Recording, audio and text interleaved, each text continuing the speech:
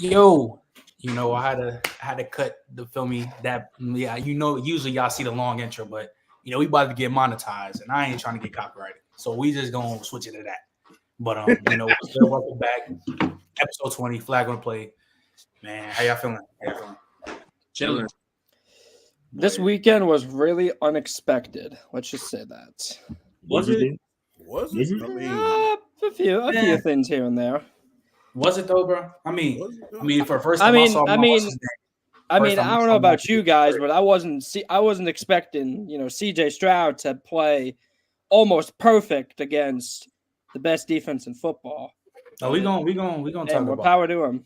We're gonna talk about that because the first, them Justin Fields truth is mad. First time I see my video on Twitter, people getting mad. So, what I said about people got mad. I don't care, but now let's get to it, though, bro. Man, bro, let's start off with this Monday night game, bro. I'll start with you, trade. Eagles get smacked by Baker Mayfield and the Bucks.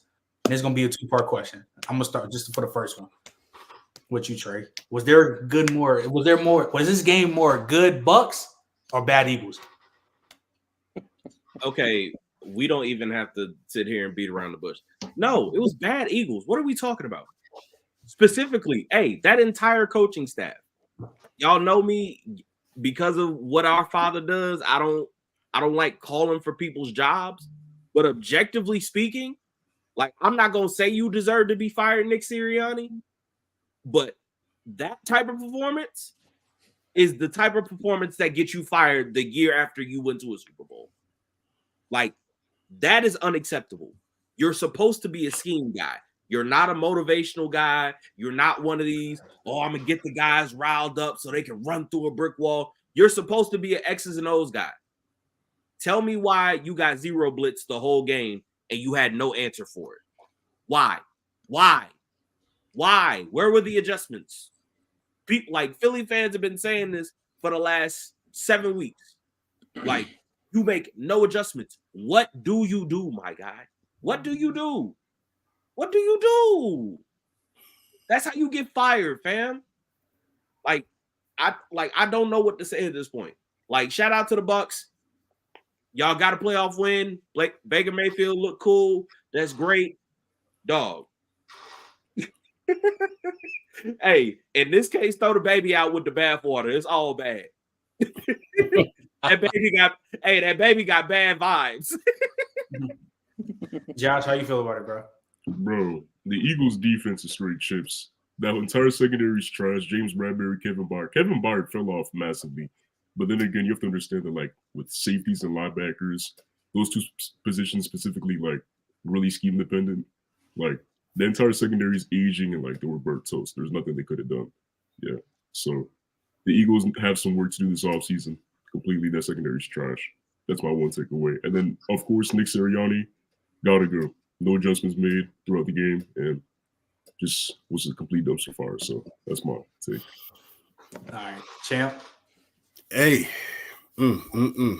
At one point, they had to take out Bradbury, put in Kelly Ringo, man. That's how bad it was. And as we all know, I don't know how closely any of y'all watch Georgia.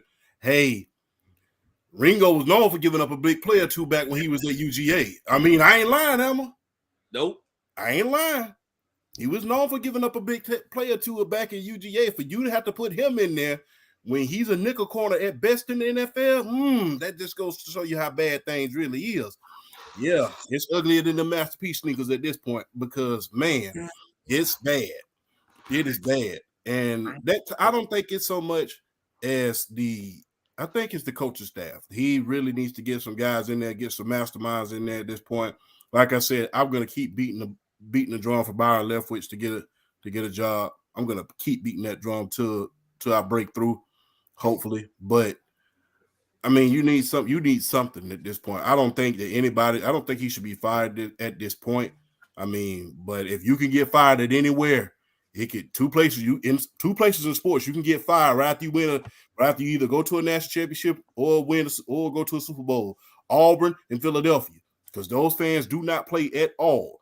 Tell me I'm lying. Like we say down south, if I'm lying, I'm dying. So I'm just being real. So I mean, Nick Sirianni definitely have to bring the right staff in there. Hey, you got to bring the right offensive coordinator in there, and hey, because this division's outside maybe the Cowboys. This division is only going to get better and better throughout the years, and especially with the Washington football team, well, the Commanders or whatever the hell their name is, if they even know. I mean, depending on what their ownership does as well, this division is only going to get better because you can best believe Magic Johnson ain't having that losing. So, All right. With the whole like Super Bowl thing, because I'm gonna focus on the Eagles real quick, and then I got one thing to say with the Buccaneers.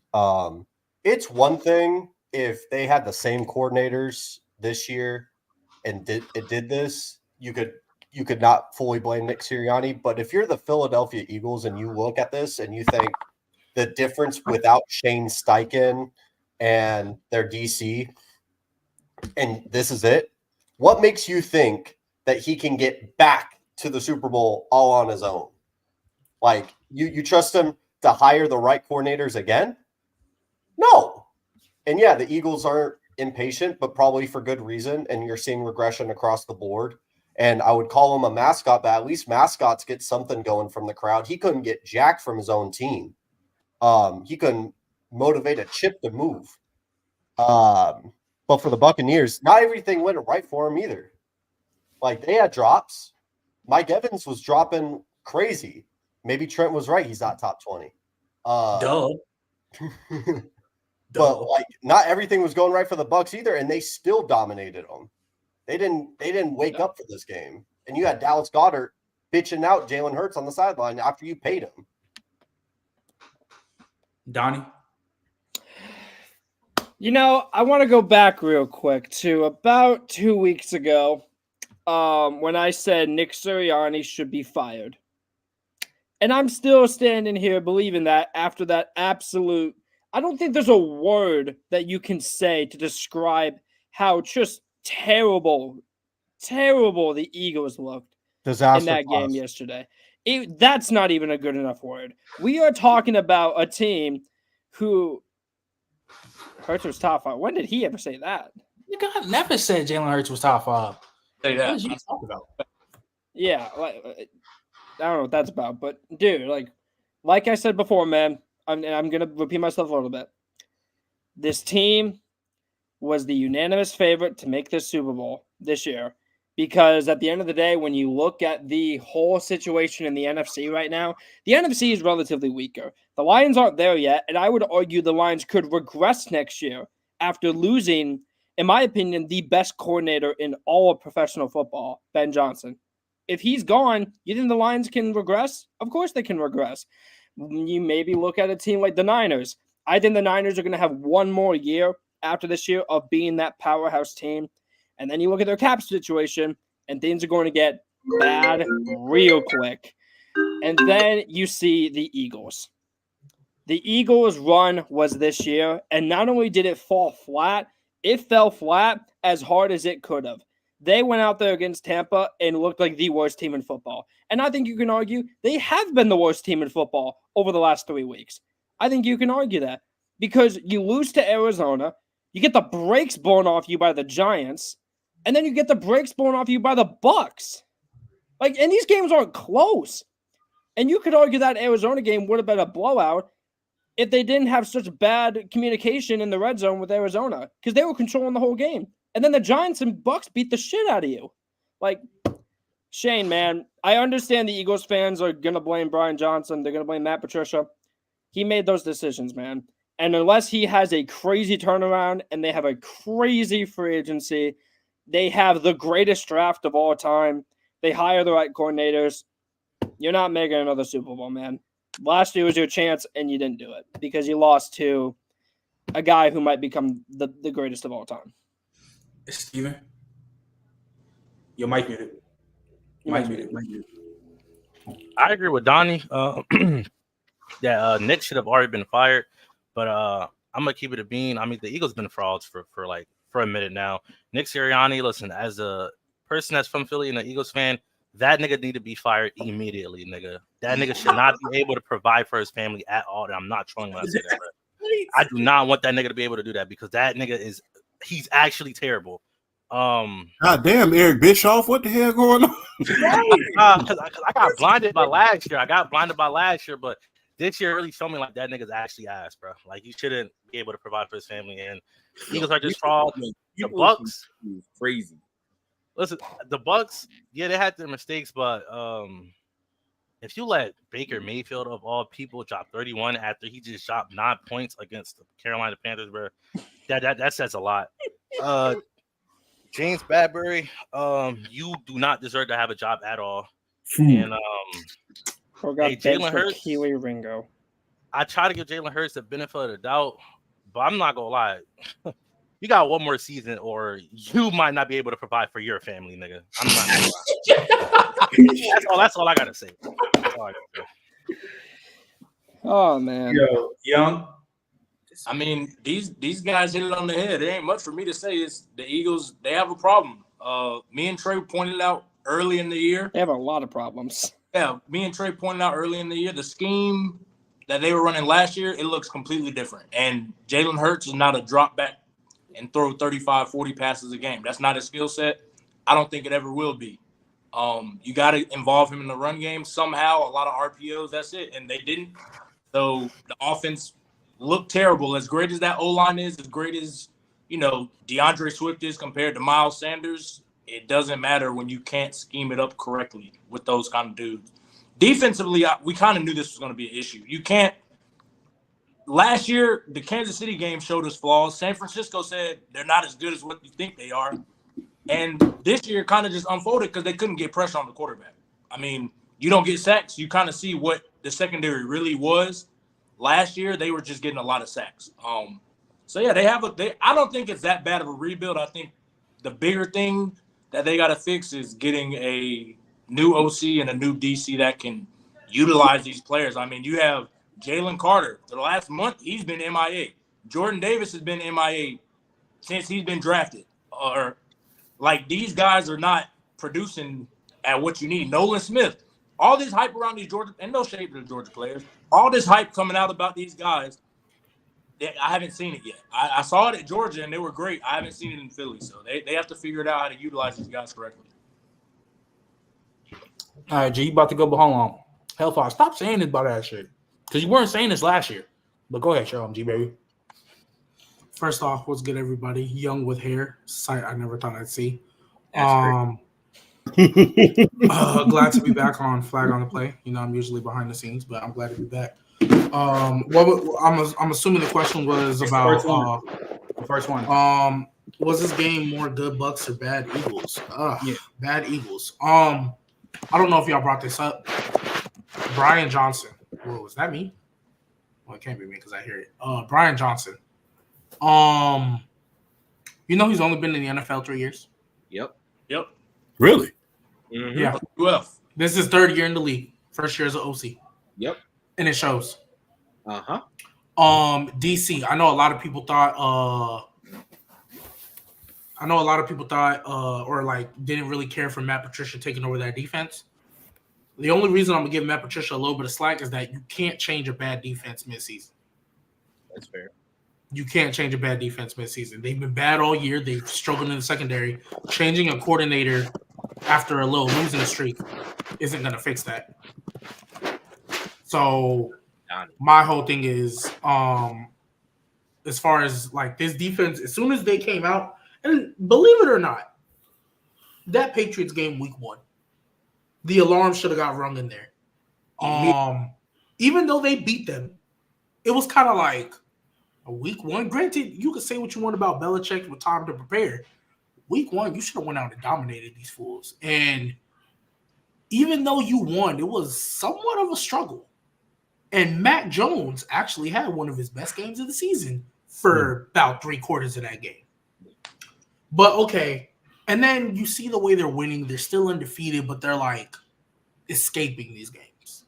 Jalen Hurts is playing. He's making the clutch plays. I was okay, but eventually this is going to catch up. They beat the Chiefs. I was like, okay. Then they beat the Bills. And I was like, this is going to catch up to them. I didn't think it was going to catch up to them this bad, But I thought they would lose a couple games, right? Then the Niners happened, and I was like, okay, that's bad. Like, you got dominated on both sides of the line of scrimmage. And maybe one side, but not both. Slowly but surely, they played the Giants on Christmas, and it was like, are y'all serious? Like, y'all know y'all still got to go win the division, right?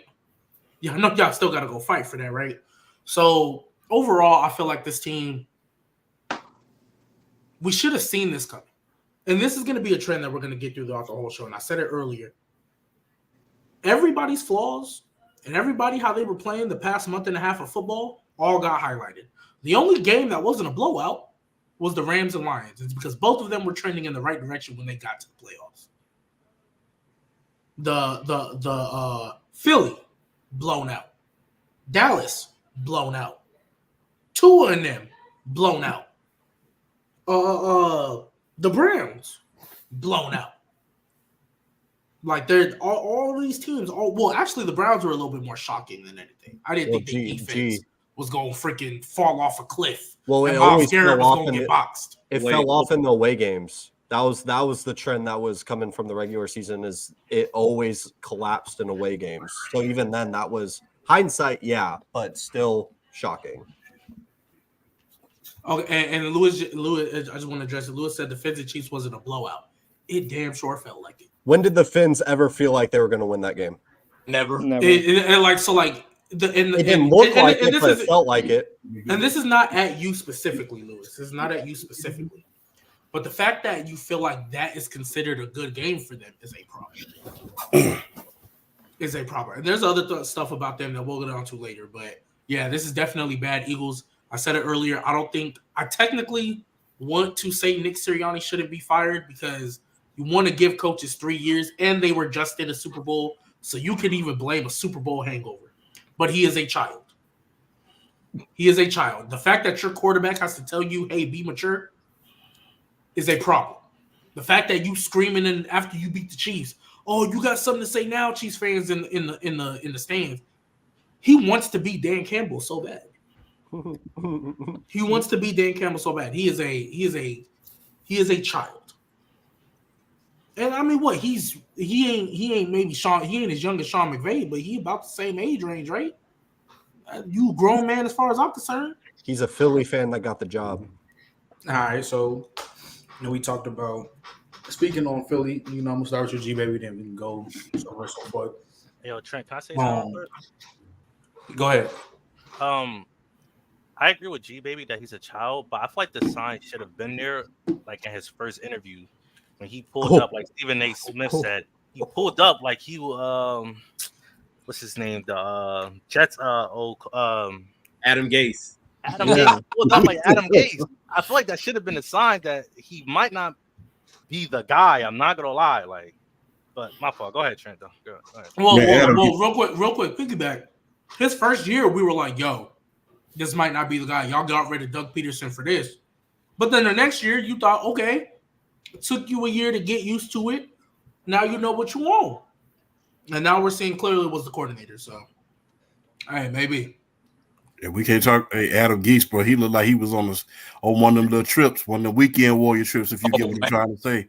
That man looked like whatever he was sniffing was stepped on. I ain't gonna count. That was stepped on. That was fish scale, brother. Hey, G baby, we start with you, and then we go so forth into the younger stuff. How do you fix the Eagles going forward? You need to accept the fact that you're not going to be good on both sides of the ball. You need to pick one. And this is what I mean. Bradbury, trash, old. Slay, getting old. Kevin Byard. Slay and Byard are still effective, but they're both getting up there. Your linebacker core is probably the worst in the league. Can't think of another one that's worse. Probably it is. Hey, I'm glad you guys had all that depth in the D-line. Shout out you. Pick your 6 and get rid of the rest. Pick your 6 that you want to like legit be your guy and get rid of the rest. This little 8 little 8-man D-line that y'all tried to have was cool when it was working. And y'all getting gassed. Pick one. My whole thing, and the reason why I say that, why they need to pick one side of the ball, because Their offense, they just lost Jason Kelce to retirement. Still one of the best centers at that time. So now and Lane Johnson's up there in age. You still got Jordan Mailata in the little interior. So replacing Jason Kelce is going to be hard. But the reason why I say you need to pick what side of the ball you're going to be good on is because the core you have now on defense is showing you if these young guys that you drafted aren't panning out. Whether you want to blame coaches or not, it's not good right now. We thought Kobe Dean and we called them the Philadelphia Bulldogs. We thought Eli Ricks and the Kobe Dean and all these boys was going to turn out, and it's not panning. So if you're going to suck on a side of the ball, suck with rookie contracts. Because that way you ain't got to pay people to suck. You can at least go with at least you develop. At least we're developing them. They're young. We can give them a chance. No, if you got James Bradbury making all this money to be worse than freaking Eli Apple, what is the point? If you got all this money for Kevin Byard and trading all these picks and y'all can't stop a nosebleed, what is the point? That's why they need to, right now, if they really want to get back to being competitive, because remember, Jalen Hurts, still young, Smitty, still young, AJB, still young, and we know with that O-line, they are going to be effective in the run game regardless. I don't care who back there. They've already proven it. If they get creative. Yes. Yeah. Instead of just running inside zone from the shotgun. Oh my No, you're right. No, you're right. But my whole thing is like pick one. So I think right now you're already locked in AJB, Jalen Brown, and I don't know if Smitty got locked in, but you got them three, and Dallas Goedert is still effective. Run with that. Get rid of the old has-beens, and you need to realize that if your defense is going to be bad, at least do it with young players who are, one, more hungry because they're trying to prove themselves. Two, you can still develop them, and there's an upside there, whereas everybody else on that team, there's nothing but decline. Young, what you think they should do? Yeah, I mean, G Baby's right. I think the core is there is good. Like you said, the D line's good. The O line is always going to be good. They got the weapons for Jalen Hurts, and they got the quarterback that's, he's a good quarterback. I don't know if he's elite. I don't know if we don't know, but they need to fix the scheme. They have to get, whether that's firing Sirianni, whether he brings in some creative guy, like he has to fix the scheme offensively and defensively too. Like what they're running is not effective, as you've seen. They missed the coordinators from last year. I don't know what they did. I don't know what they were saying before the games because it's night and day difference. So they have to fix those offensive coordinators and defensive coordinators. I think they have to get really creative offensively in the because Jalen Hurts, again, he's not a just drop back 35 times, 40 times, read a defense, make the right read. One, because he doesn't have an extremely strong arm to do that kind of stuff. Like he that's not his skill set. So you have to do something suited to his skill set to maximize it. Steven, what you think the Eagles should do moving forward? You muted again. Stay being muted. Damn, fire Nick Sirianni, fire the coordinators, find an actual real offensive head coach, and try to do something with that defense. Like G Baby said, that defense. I think it has potential. I think Jalen Carter is a beast. I think Jordan Davis can also be a beast, but I just think they just need a new DC and just some development. And Jalen Hurts, he needs to play better also. I mean, I know we blame Nick a lot, but there were certain plays where, like, it's only so much coaching can do, bro. Like, Jalen Hurts was sometimes just throwing bad passes, just wasn't, like, he needs to also work, but I think they need to really find a coach that's going to, like, resonate with the team. And I think there's a couple of good candidates out there, but I know I said offensive, but I think Mike Tomlin could, do something with this team. Or Bill. We're gonna get to Mike Tomlin later because I think G Baby got something to say about him. We'll get to it. I mean, that's just my thoughts. I think the Eagles just need a reset, like a whole reset. Donnie, what do you think they should do? Well, I mean, I'm just gonna repeat what they said. You got to fix up that secondary. Luckily for them, this corner class and next corner class is going to be good. It's going to be very good. So you're going to be in a good position. Get whatever best one is available. Scheme fits matter also. I think I'm just gonna throw a name out there. I've hyped him up before. I haven't really talked about him on a podcast, but Quinyon Mitchell, I think he'd be perfect for Philly. I think he can come in as one of the best corners on your roster day one, with how he's got the size, he's got the athleticism, he's got crazy speed, crazy arms, and he's great in zone. I think he's a guy that can fit Philly really well. I think you have to do how he's been doing, and I think you have to attack the draft in a smart way. You've gone after your defensive line, and I think we can all agree defensive line is probably the most important part of a defense, because if you can create pressure at a high level, that alone is going to win you games defensively. But now your pass rush wasn't what it was last year. Now you need to improve that secondary. This is the draft to do it. This is the free agency to do it. Get Bradbury off that team, man. Just get him off that team. When you're getting replaced by Keely Ringo, that's a problem, man. Like, I like Keely. I like his potential, but right now he is not even close to what he can be. So attack it in the right way, and I think things can go well for them. And, you know, it's easier said than done getting new coordinators, but how much more can you mess up? Can I also add one more thing to this? Because I feel like a problem with new coordinators, just because you have your own scheme and your own idea of doing things, if you see something that ain't broke, why fix it? Like, if you want to put your little wrinkle on it, if you want to put, maybe, but we have, I think, too many times when teams switch over coordinators, you got to change the whole defense, especially when you're coming to a team. Because usually, like, for example, the San Francisco 49ers, they lost Robert Salah, they lost D'Amico Ryans, and I don't know the name of their DC now. Steve Wilkes. Steve Wilkes. Perfect. Somebody who's been vetted.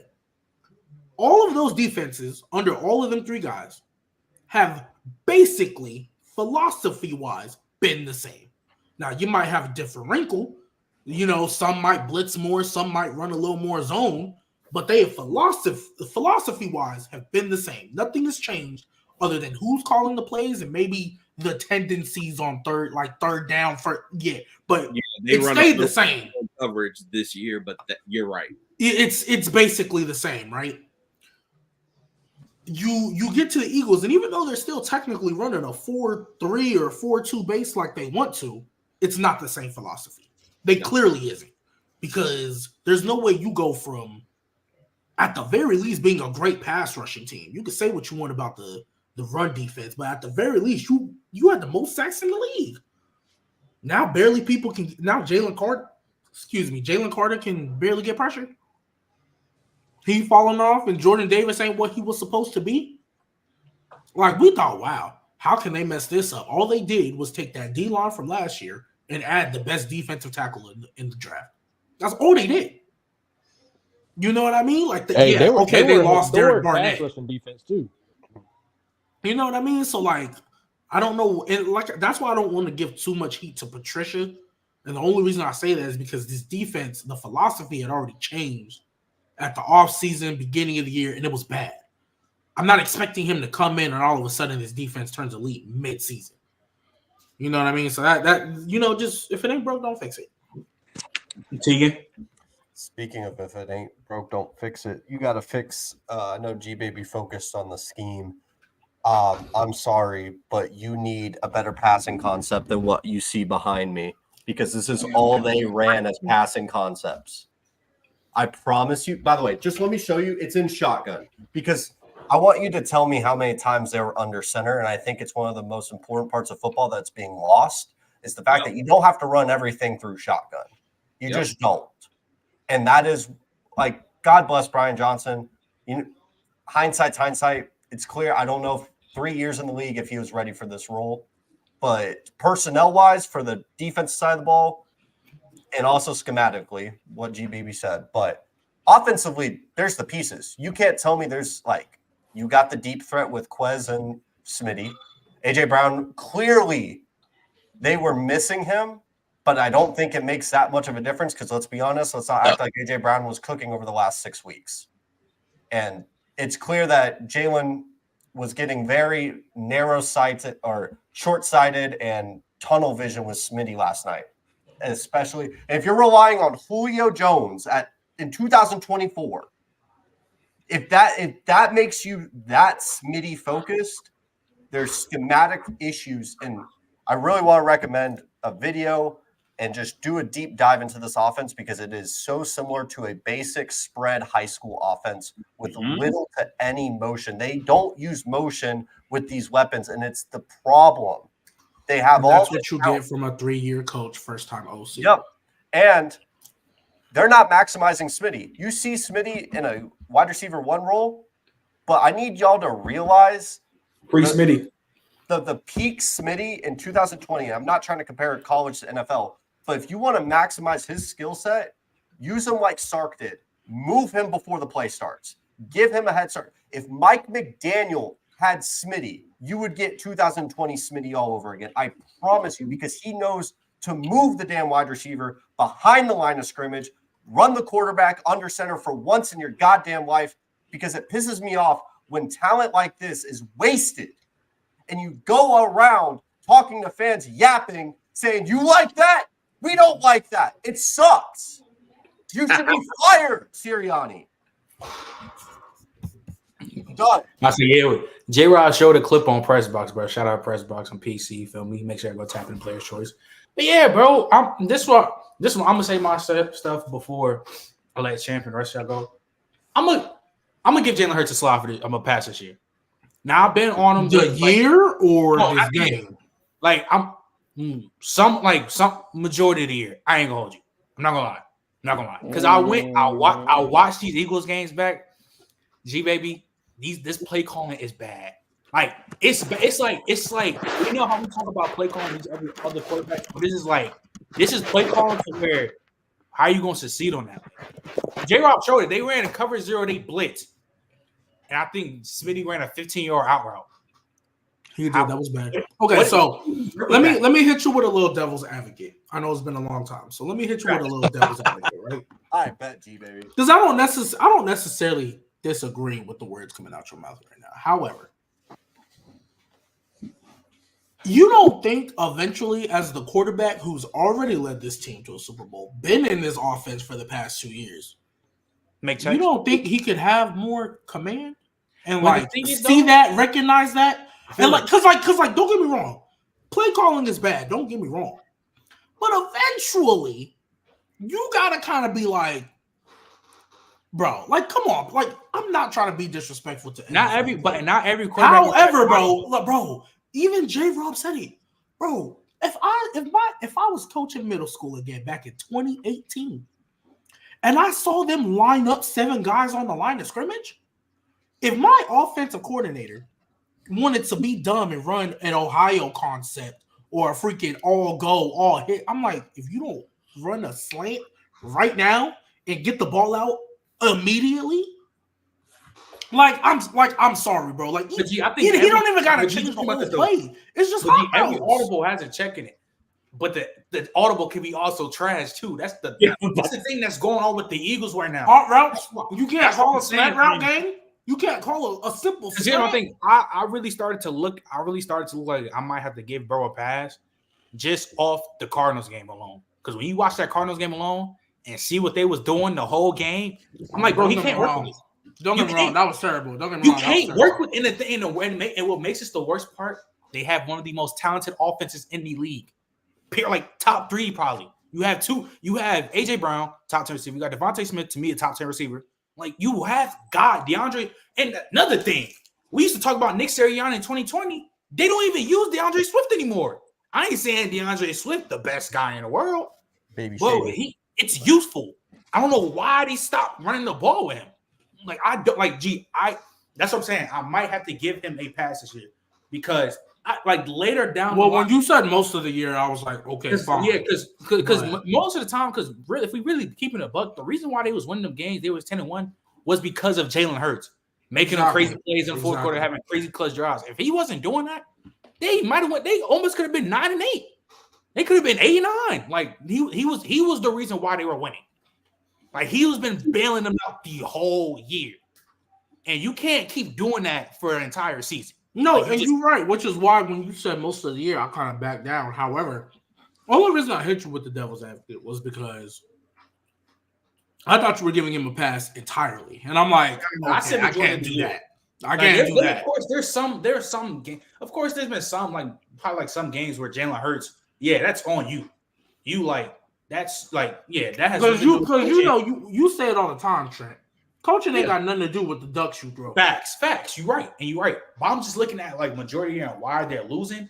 The play calling is literally like me, my 5-year-old self playing NCAA 4. I mean, I said 5 years, so my 5-year-old self playing Madden 07 again.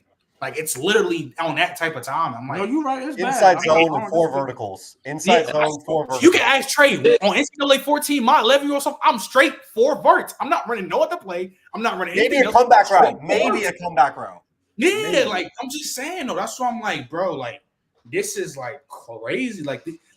I'm sorry. It's ask Madden. If I see another 2nd and 15, they get a false start, and you throw a screen route to Kenneth Granwell, I'm gonna punch in my computer. I'm sick of seeing that. You ain't got to see it for the rest of 2024 until August. Yeah, facts. It's over with now. But yeah, Chan, what you think the refs should do? I mean, it's the rest of the refs. What you think the Eagles should do moving forward? Fix the linebackers and fix that secondary with the quickness, because that secondary got broke up like Christmas toys last night. So it's a crazy I've never heard that one. That's good. That's crazy. So it's just, and the thing is, we've been saying this about, refresh my memory if I'm wrong, but we've been talking about that secondary all year long. Yeah. Well, Bradbury been trash. I didn't think the rest of them was going to be that bad. Yeah. Who tried to tell us that? Mr. Top 20 Debo's? But the Niners told us that last year when they all got hurt. They said we were gonna fry them. They literally came out and said that. Debo came out and said we were going to fry that secondary, and Kansas went out and fried them. And then Mac Jones came out and fried them, and they got fried. Okay. Hold on. Last year though, again with Jonathan Gannon there, I don't know if they would have fried him. If Matt Patricia in that, maybe. But last year, I don't know if that was gonna happen. Hey, Josh, what do you think the Eagles should do moving forward? First of all, send Brian Johnson to China, because I don't know what he's thinking. When I look at the route spacing, why are there 2 wide receivers within 5 yards of each other? Makes no sense. And then he abandons the run when he doesn't need to. Makes no sense at all. So Brian Johnson to China, rebuild that secondary, rebuild the linebacker core. Trey. Okay. So at this point, at minimum, the coordinator's got to go. I'm bordering on jumping on the Donnie train at this point, because as much as I don't want to call for dude's head, the more I think about it, this is inexcusable behavior. The 2 years that we've seen you without Shane Steichen at your side, you have been abysmal as a coach. I'm not going to put forgetting to run the ball thing on Brian Johnson, and the reason why I'm not is because you know who else did that in their first year coaching? He forgot to run the ball literally for half a season. It's something in here. It's There was literally a football game where they said the running backs throughout the first 2. It was either the first half or the first 3 quarters. 0 carries. I'm gonna find the numbers. I'm gonna find the exact numbers. I'm bordering on he gotta go. Also, G Baby's point earlier about pick a side, I agree with it to a certain extent. I think the biggest thing and the quickest fix that they'd probably get, because the reality is offensively they have enough pieces. You're gonna need you're gonna need a guard replacement, because the reality is they have their replacement for Jason Kelsey. It's Landon Dickerson. They're gonna move him to center, and they're gonna get somebody else to play left guard. So if that's the case, cool, whatever. The thing that they really need to focus on, re-up on the linebackers. Because the reality is you're not going to be able to just easily find corners. If you can find a corner in this draft that you really think is special, cool. But the thing that people aren't really realizing, hell, we're talking about the Niners and the Ravens being 2 of the better defenses, even with the Browns, even though they got shredded by CJ Stroud and them earlier. The common denominator between those 3, the linebacking core, they're all fast, athletic, and physical. Like, that's what helps you at this point. In the middle of the field where everybody is scheming, hey, we're running crossers, we're running drive concepts, everything that we're doing to get chunk plays is over the middle of the field. You need those second-level players to be elite athletes. They have bums at linebacker. Like, Shaq Leonard left his knees in Indy, dog. Like, I was hoping it wasn't. I was hoping it wasn't over. Because, yeah, like, I wanted. Like, dude got drafted. He played at an HBCU. He was balling. I love the story, baby. It's over. Like, over. Went from a top 3 linebacker to he went from a top 3 linebacker to a guy who shouldn't be on a practice squad. That's what injuries do to you. Yeah, injuries are tough. And he was on his way to being a Hall of Famer, man. We can all agree on that. Before we get to this next topic, let me get this super chat in. I say also real quick, there's 50 people in the stream. Make sure y'all like to the video, sub, feel me if you anybody new. But look at the super chat. Appreciate it, Godly Warrior. I need your thoughts on L'Jarius Sneed season. I haven't really watched L'Jarius Sneed all 22, but I heard he was wilding all year. Yes, he was. And he might. Well, that defense. What, Josh? He's a top 20 corner in my eyes for sure. Is he top 10? 10? No, 20.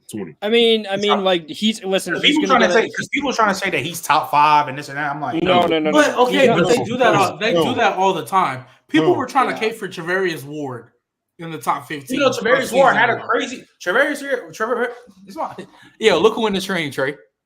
Hey, Coach. Yes, sir. Good coach. Hey, what up? Good coach. It's crazy. I don't even know if that's my dad. Somebody could be making a fake account. I don't know. That would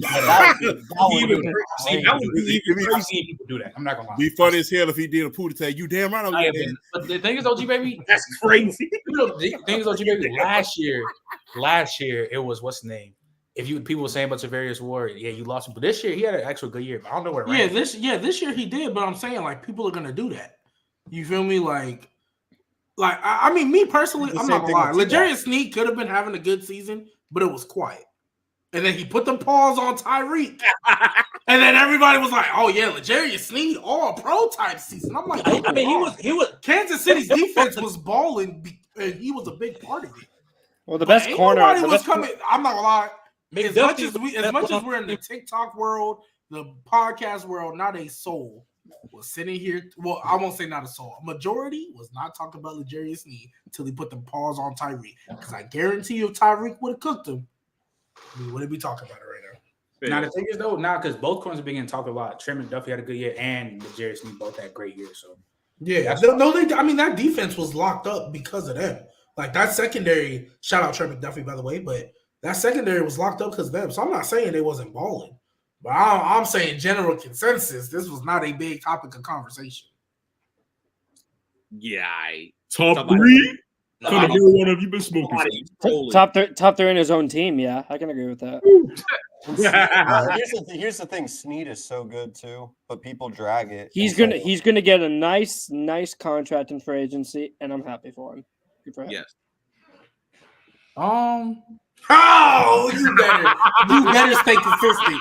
You better stay consistent because I'm gonna get on your head, gang. Sauce nice though. I want to say, by the way, Sauce had a good season too. Sauce is nice. No one threw the ball at him. Everybody got mad. Everybody got mad because he got the first team all. Dude, no one threw the ball at him. What do you want him to do? I'm not gonna lie to you. I think Jalen Johnson. Hey, same thing happened with Richard Sherman too. Jalen Johnson.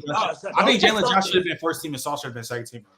That's fine. That's fine, but that's fine. Bobby Wagner was a second team All Pro for what? I just remember Mr. Bottom Middle. I don't think legit top left over there. It's not. I remember top left and bottom middle saying.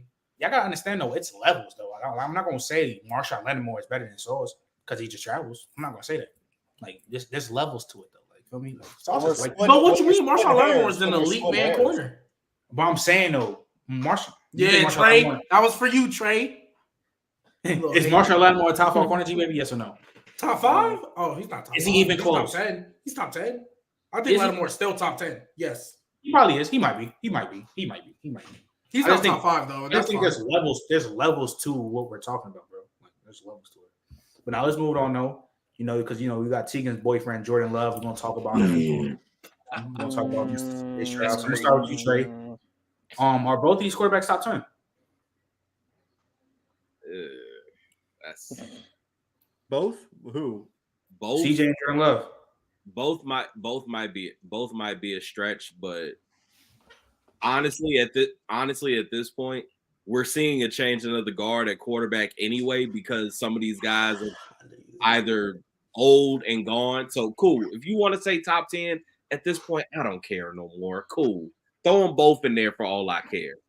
Like, I don't care. Go ahead. Josh.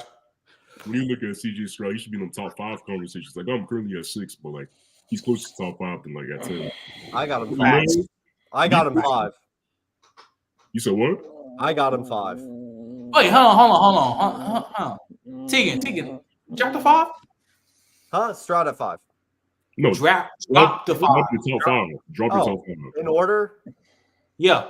Oh, yeah, it don't matter. I mean, yeah, because once you get to this tier after 2, you could pick whatever order you want, really, because there's so much with. I'm about to go to G Baby route, so let me hear. Yeah, G Wayne, like he. Nah, go drop me. Mahomes. All right, so Mahomes. Who else? Mahomes and who else? Josh Allen, Lamar, Burrow. Yeah. Get Herbert out the top 5. Put. Oh my God. Wait. Stop. Everybody, hold on. Wait. Why? Why is Herbert out the top 5? Why? I personally like what Stroud's doing more. I think he's got a little bit better accuracy. Listen, here's the thing. We could do this back and forth about Herbert and the talent. I'm going to need to see it put on the field a little bit more and put towards winning a little bit better. Wins aren't Okay, I'll throw the lob. I'll throw the lob. Go ahead. Throw the lob. Go ahead. So with that being said, why is he not above Lamar Jackson as well? With that being said, why is he not above Josh Allen as well too? If that's the logic you go. Wait, hold on. Let me hear the Allen reason. Let me hear the Allen reason because not Josh Allen though. I don't know about. Yeah, I don't know. Allen is a little Josh bit Allen's a good playoff performer, but Lamar for sure. Lamar for sure. We'll just stay there. Lamar. You might as well keep going. That's the only problem I have. Here's the thing. With Lamar, one of the biggest differences he made this year in improvements from what he was last year was his ability to move within the pocket and extend plays and also stay healthy. The best availability is, well, here's the thing. He improved as a passer this year substantially. Yeah. Enough and also the rushing threat, there's a major gap between Stroud. Of course. Okay, but here's the thing though. Of course. But again, because realistically, bro, if we're just going to keep it a thou right now, the reason why you got CJ Stroud over Justin Herbert is because, of course, him as a player and the playoffs. Yeah, but also me being from, obviously, Trent, you're from the Houston area. I'm from the Houston area. I know in great detail how terrible that organization is. But here's my thing. Wait. Which organization? Houston. What the fuck are the LA Chargers? No. You know what? G. I'm not saying it's not me saying so true. It's not me saying one's worse than the other.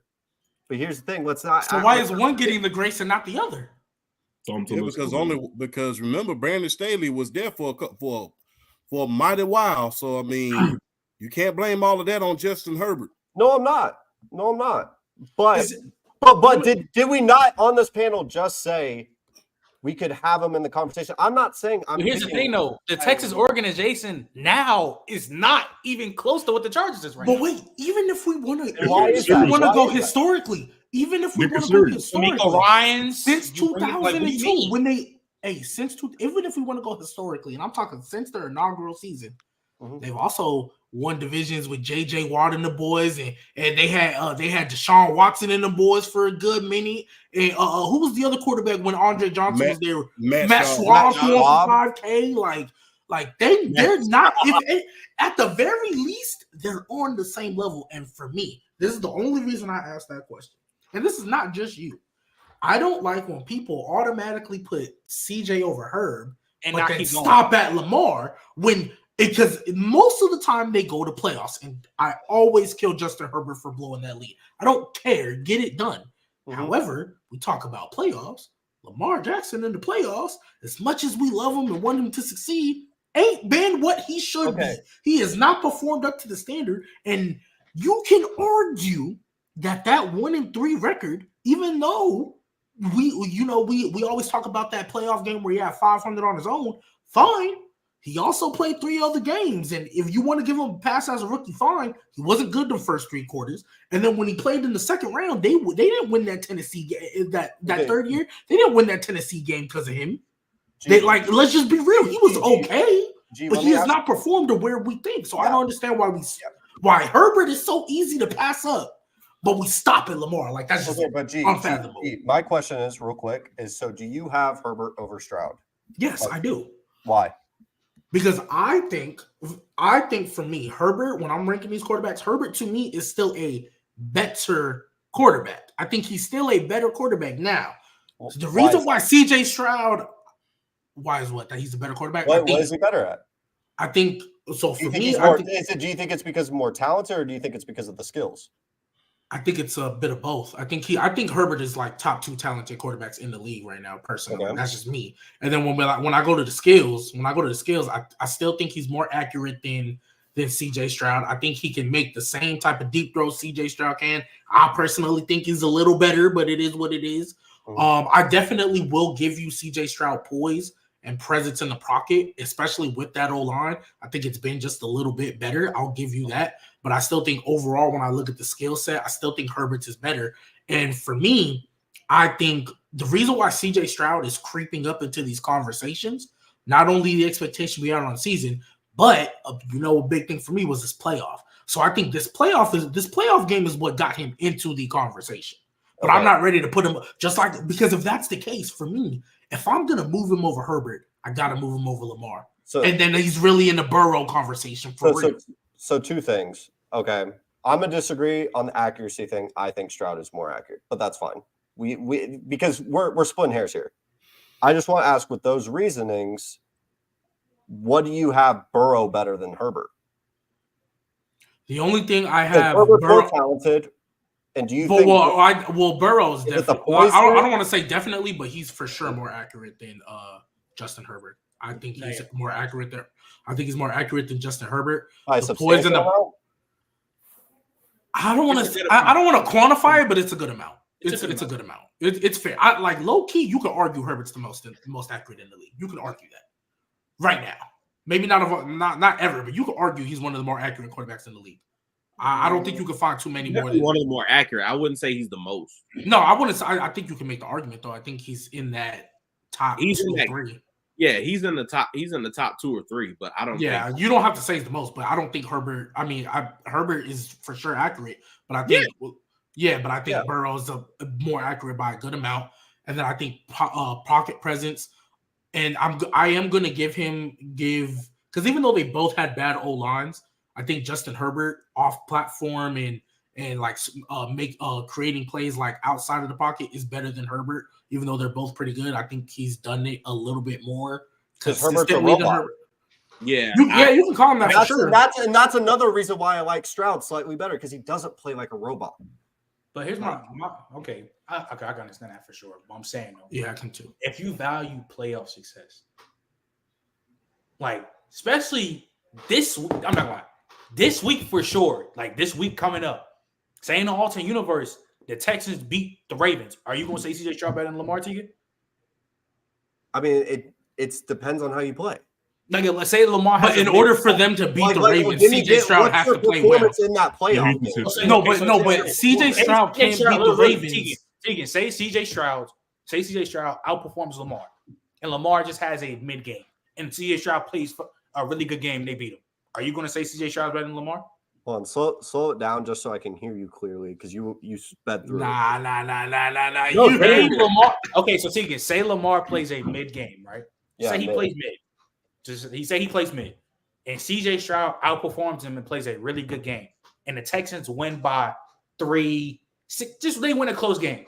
Are you going to say CJ Stroud is better than Lamar Jackson? I'm going to say it's a coin flip, because before the playoff game, I had CJ Stroud top 5.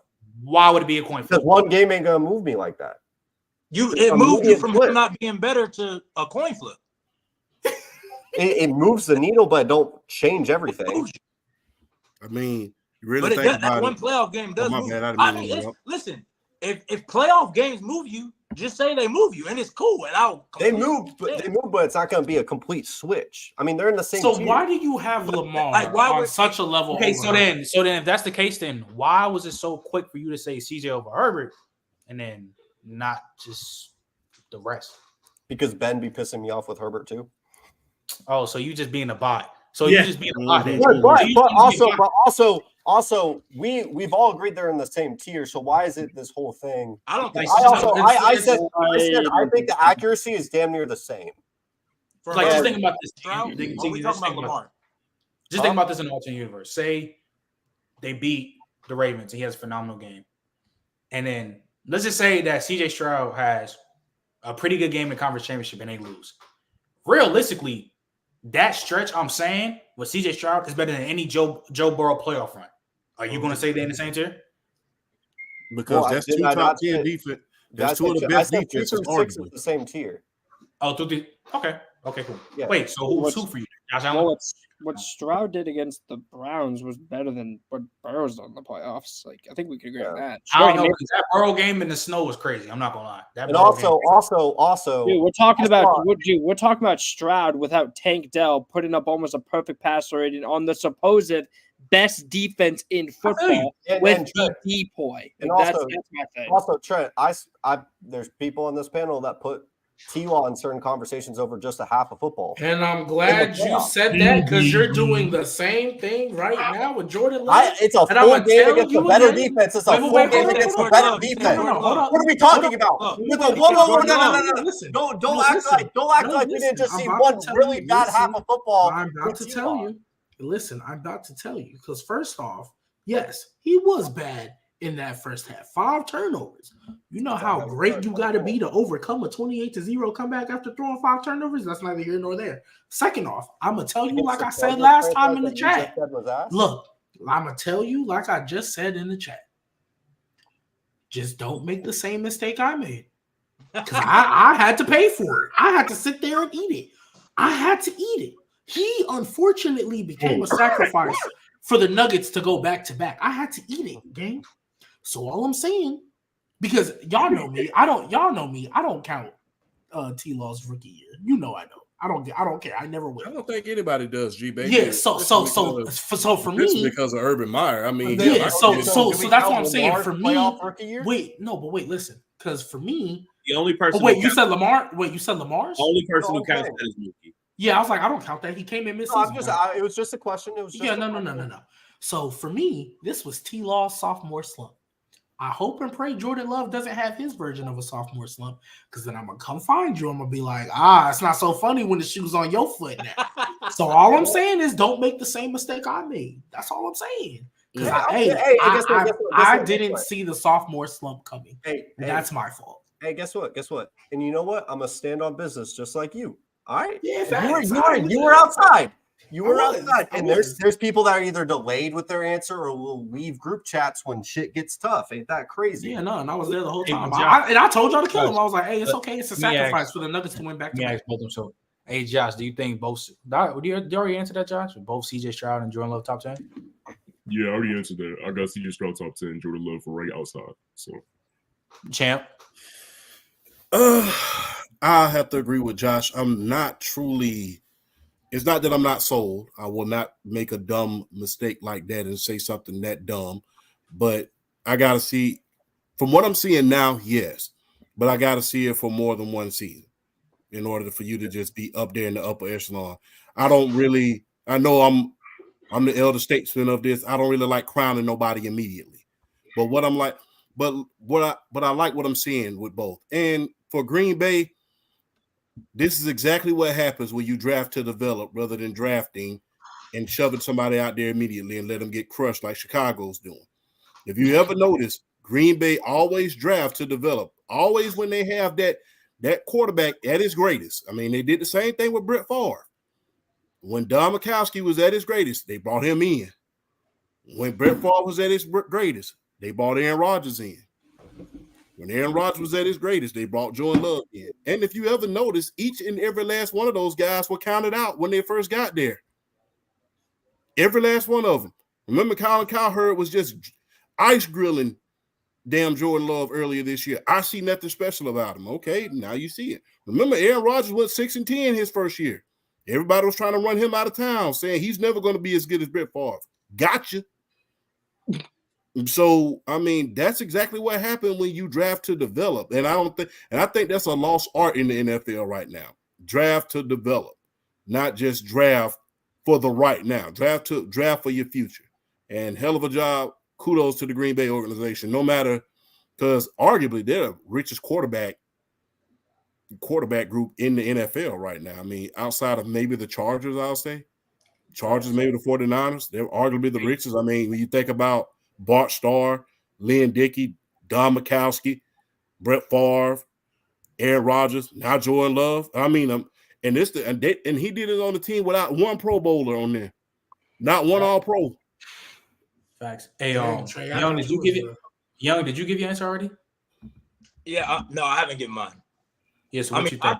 I think top 5 is crazy to me because, like, to me, kind of like what Champ said, to be top 5. Like, to enter that room, you got to do it more than once. If you look at the top 5 that's debatable, they've done it twice, 3 years or more going into their careers. It's not just one and done. I think after one, because I think we all think Stroud, this rookie year was a top 3 rookie year we've ever seen. You know what I'm saying? Like, as a first-year starter. So I think that can get him in top 10. So I agree. I don't think Jordan Love's top 10 yet. I think he has the tools to get there. But I think it was a lot of inconsistency, throughout the season. But you see the highs, which I think that gets him kind of in that conversation. But he also, it takes time. It's not – unless you do something all time, that's the only way to me you can take these huge leaps at quarterback. I don't think you can just – like C.J. Stroud top 5. Say that again? Like throwing 5,050 touchdowns in the first. Yeah, like that. Didn't people have Burrow in after nobody's doing that. People that are 10 years in the league that are weak. Yeah, but he also – Burrow was wild. People put Burrow. Yeah, but I was like, Burrow. Look. Hold up. I think CJ is top 5. Listen. I just need an explanation. Here's why. Here's the and they made a difference Super Bowl in CJ and Joe Burrow. Here's the difference in CJ and Joe Burrow, because I know that's where you want to go. CJ's doing something historic as well, like the rookie year, one of the greatest. Joe Burrow, second year, all that. The quarterback pool that Joe Burrow came into also was not as deep as the one CJ Stroud's entering. It was still like, because remember, Joe Burrow came in around the same time as pretty much everybody else in the top 5. And Joe Burrow's rookie year was nice too. Before he got hurt, he was kind of going crazy, and it was just T. Higgins out there. He wasn't going crazy, but he was definitely playing above expectations. He wasn't going crazy, but he was playing above expectations. He was playing above expectations, though. Like, he was definitely playing. Like, honestly, he was a number one pick. Higgins is your. I'm not. No. Listen, though. Number 1 pick. We all still thought that team was going 2-14 or whatever. And even though they still ended up with a high draft pick, they weren't in a high draft pick while he was playing. They failed a 6 to get Lamar because he got hurt. I think they won one more game after that.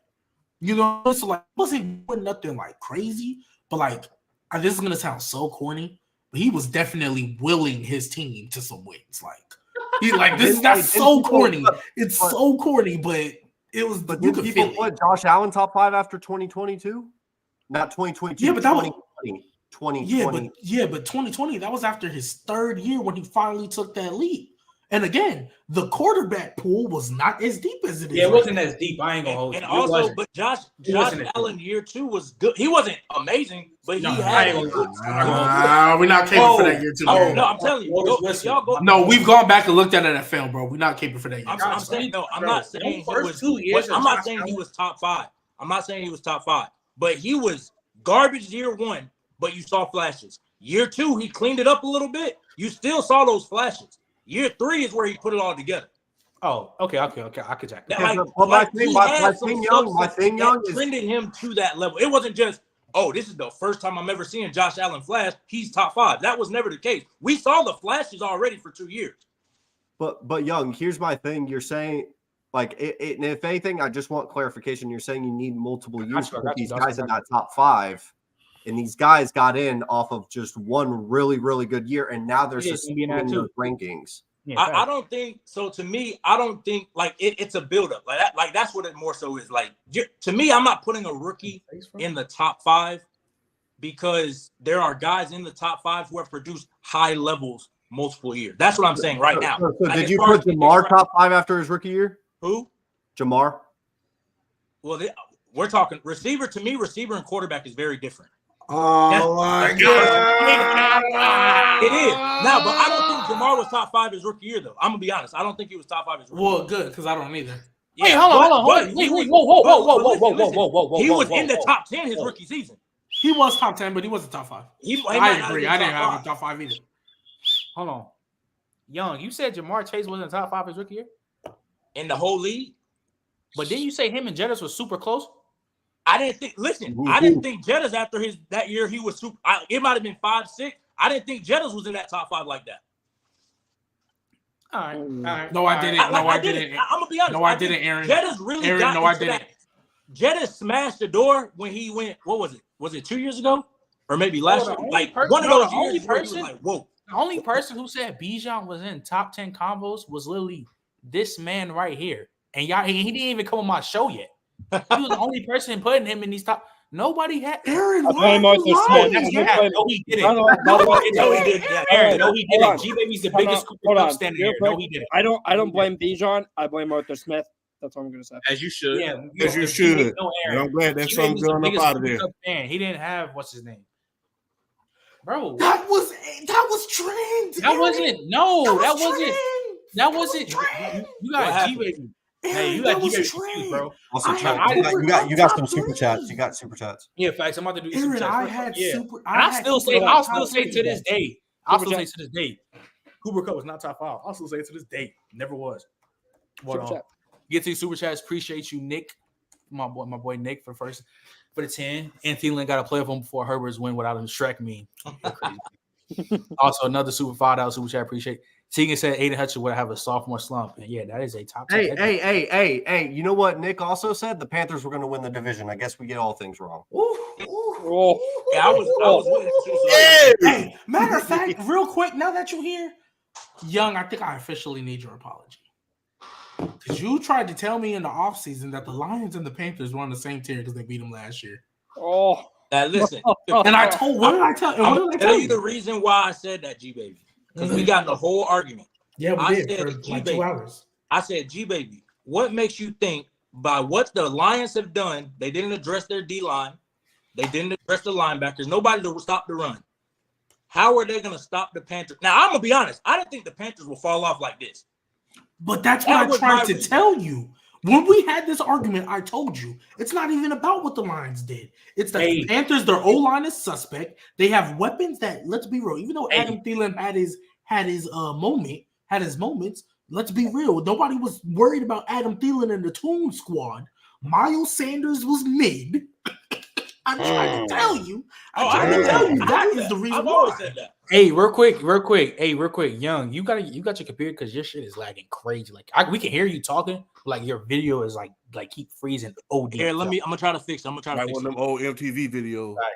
Oh, another appreciate Nick for the super chat. Tegan, is Gino still top 10? Hell no.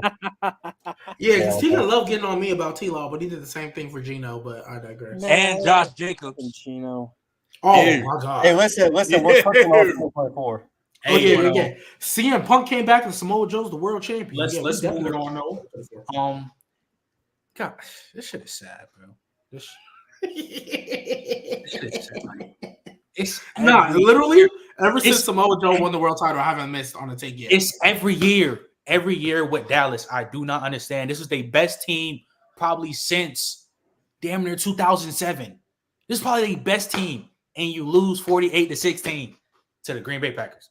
They lost to a top 10 quarterback. I'm gonna start with you, Trey. Is it time to blow it up, or just keep riding it out? I'm so glad we finally got to this point. I forgot. Yeah, you've been saying this.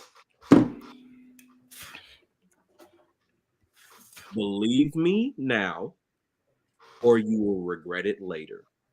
I told y'all Ooh, that's a bar. the last time the Dallas Cowboys won anything of consequence, Tupac Shakur was still alive and breathing on this earth. And they have not been bad in between 1997 and 2024.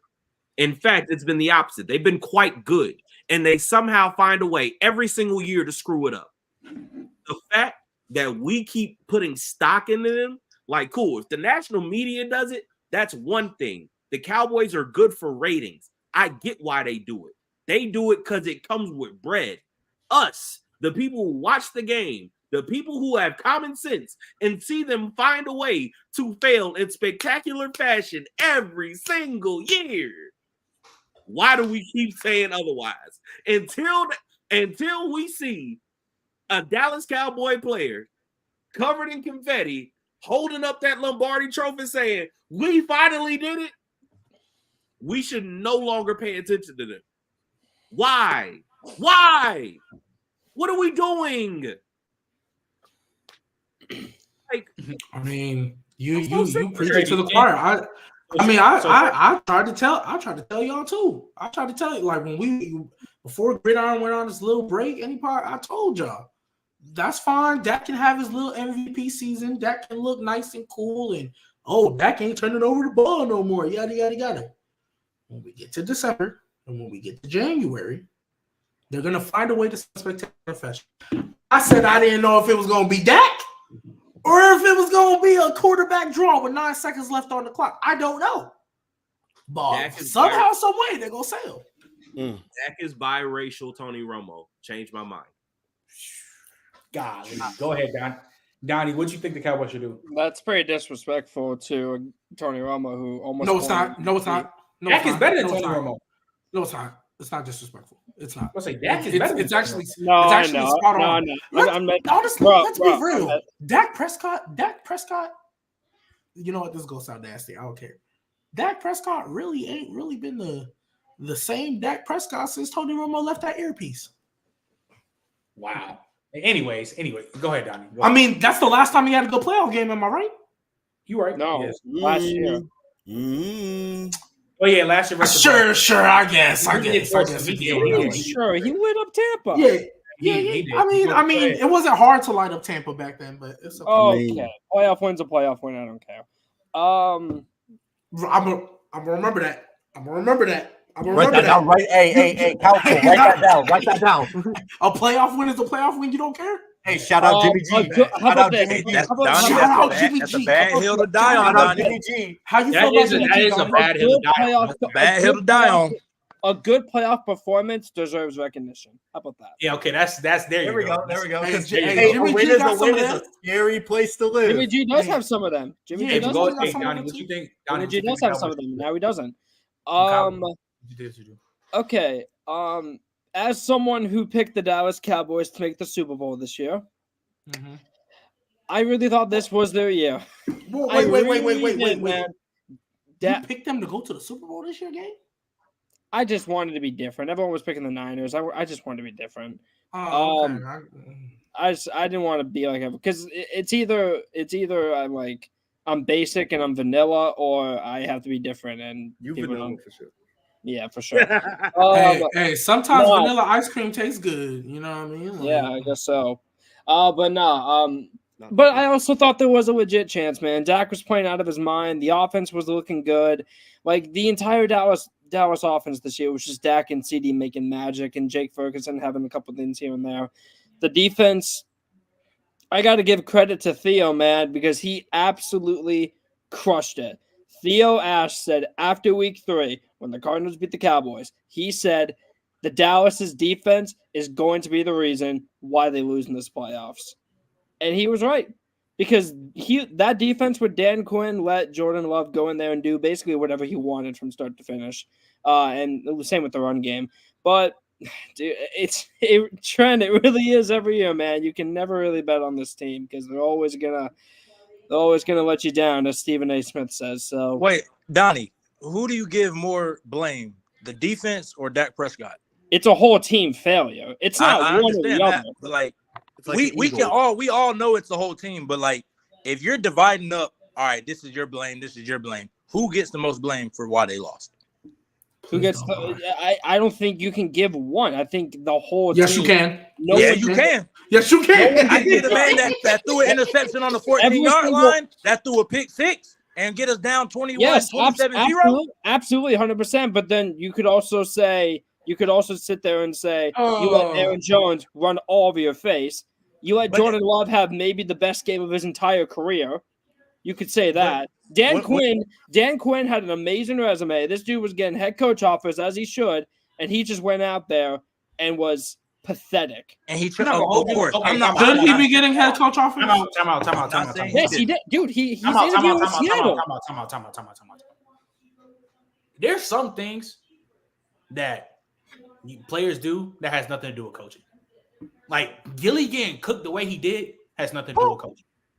That's why I'm not trying to hear the Dan Quinn and this. Now I understand what Dan Quinn did with Michael Parsons, because I think Michael Parsons still should be an inside linebacker, and you can use him as just a little bit. Yes. But I'm not going to really put that blame on, because they was just making plays that just looked like it had no effort. Like Trent, listen. If you see some of those throws Jordan Love was making, I don't care what defense you call. It was getting cooked. Bro, the thing is, it was getting cooked. Like, for example, I knew the game was really over when they ran that throwback play. Bro, that is a mean the throwback play, he was so wide open, it was ridiculous. I knew the game was over after that, bro. The issue when you're bringing a zero pressure and Jordan Love is throwing dots, running backwards, you can't. There's nothing you can do about that as a defense. There's no play to call that you can stop that. Do you know what you can do as an offense? Not throw it to Darnell Savage and let it go for 6. You can control that as a quarterback. Hey, I actually want to talk about that. Before you go to SG Baby, I want to hear Steven. What you think the Cowboys should do though, moving forward? I ain't gonna lie, they need to blow it up. And Donnie, I'm not gonna lie, that's a crazy take to think that the Cowboys were to win it all. I need everyone to just stop hyping up the Cowboys. All right, there are going to be failures until they make it to an NFC Championship game. In my eyes, I've never taken the Cowboys seriously. That defense is fraudulent. That Micah, that boy, when he said stop overhyping Micah, he gets taken out of big games too often. That is true. Not saying he's a fraud, but it happens a little. That's not him. That's not his fault, though. I'm not gonna lie. I swear to God, it's not his fault. There's some things. Dan Quinn, he's still clutch as a pass rusher. Like the stats back there. Hellfire, I'm standing on it. Also, sorry. Also, that needs to go. I'm gonna keep it a bean. I don't even know why Jerry Jones even paid him. Like I would because it's Jerry Jones. Because it's Jerry Jones. Oh, I know it's Jerry, but if I'm Jerry, I'm gonna stand on business. It's not Sam, bro. I'm not gonna. No, that's not what Jerry does. That's not what. He go pay his players. That's cool. That he go play his player. I understand that. But if I'm Jerry, I'm not paying Dak. I'm going to go to free agency. I'm getting. Maybe if you were a son. Steven Jones. Okay, cool.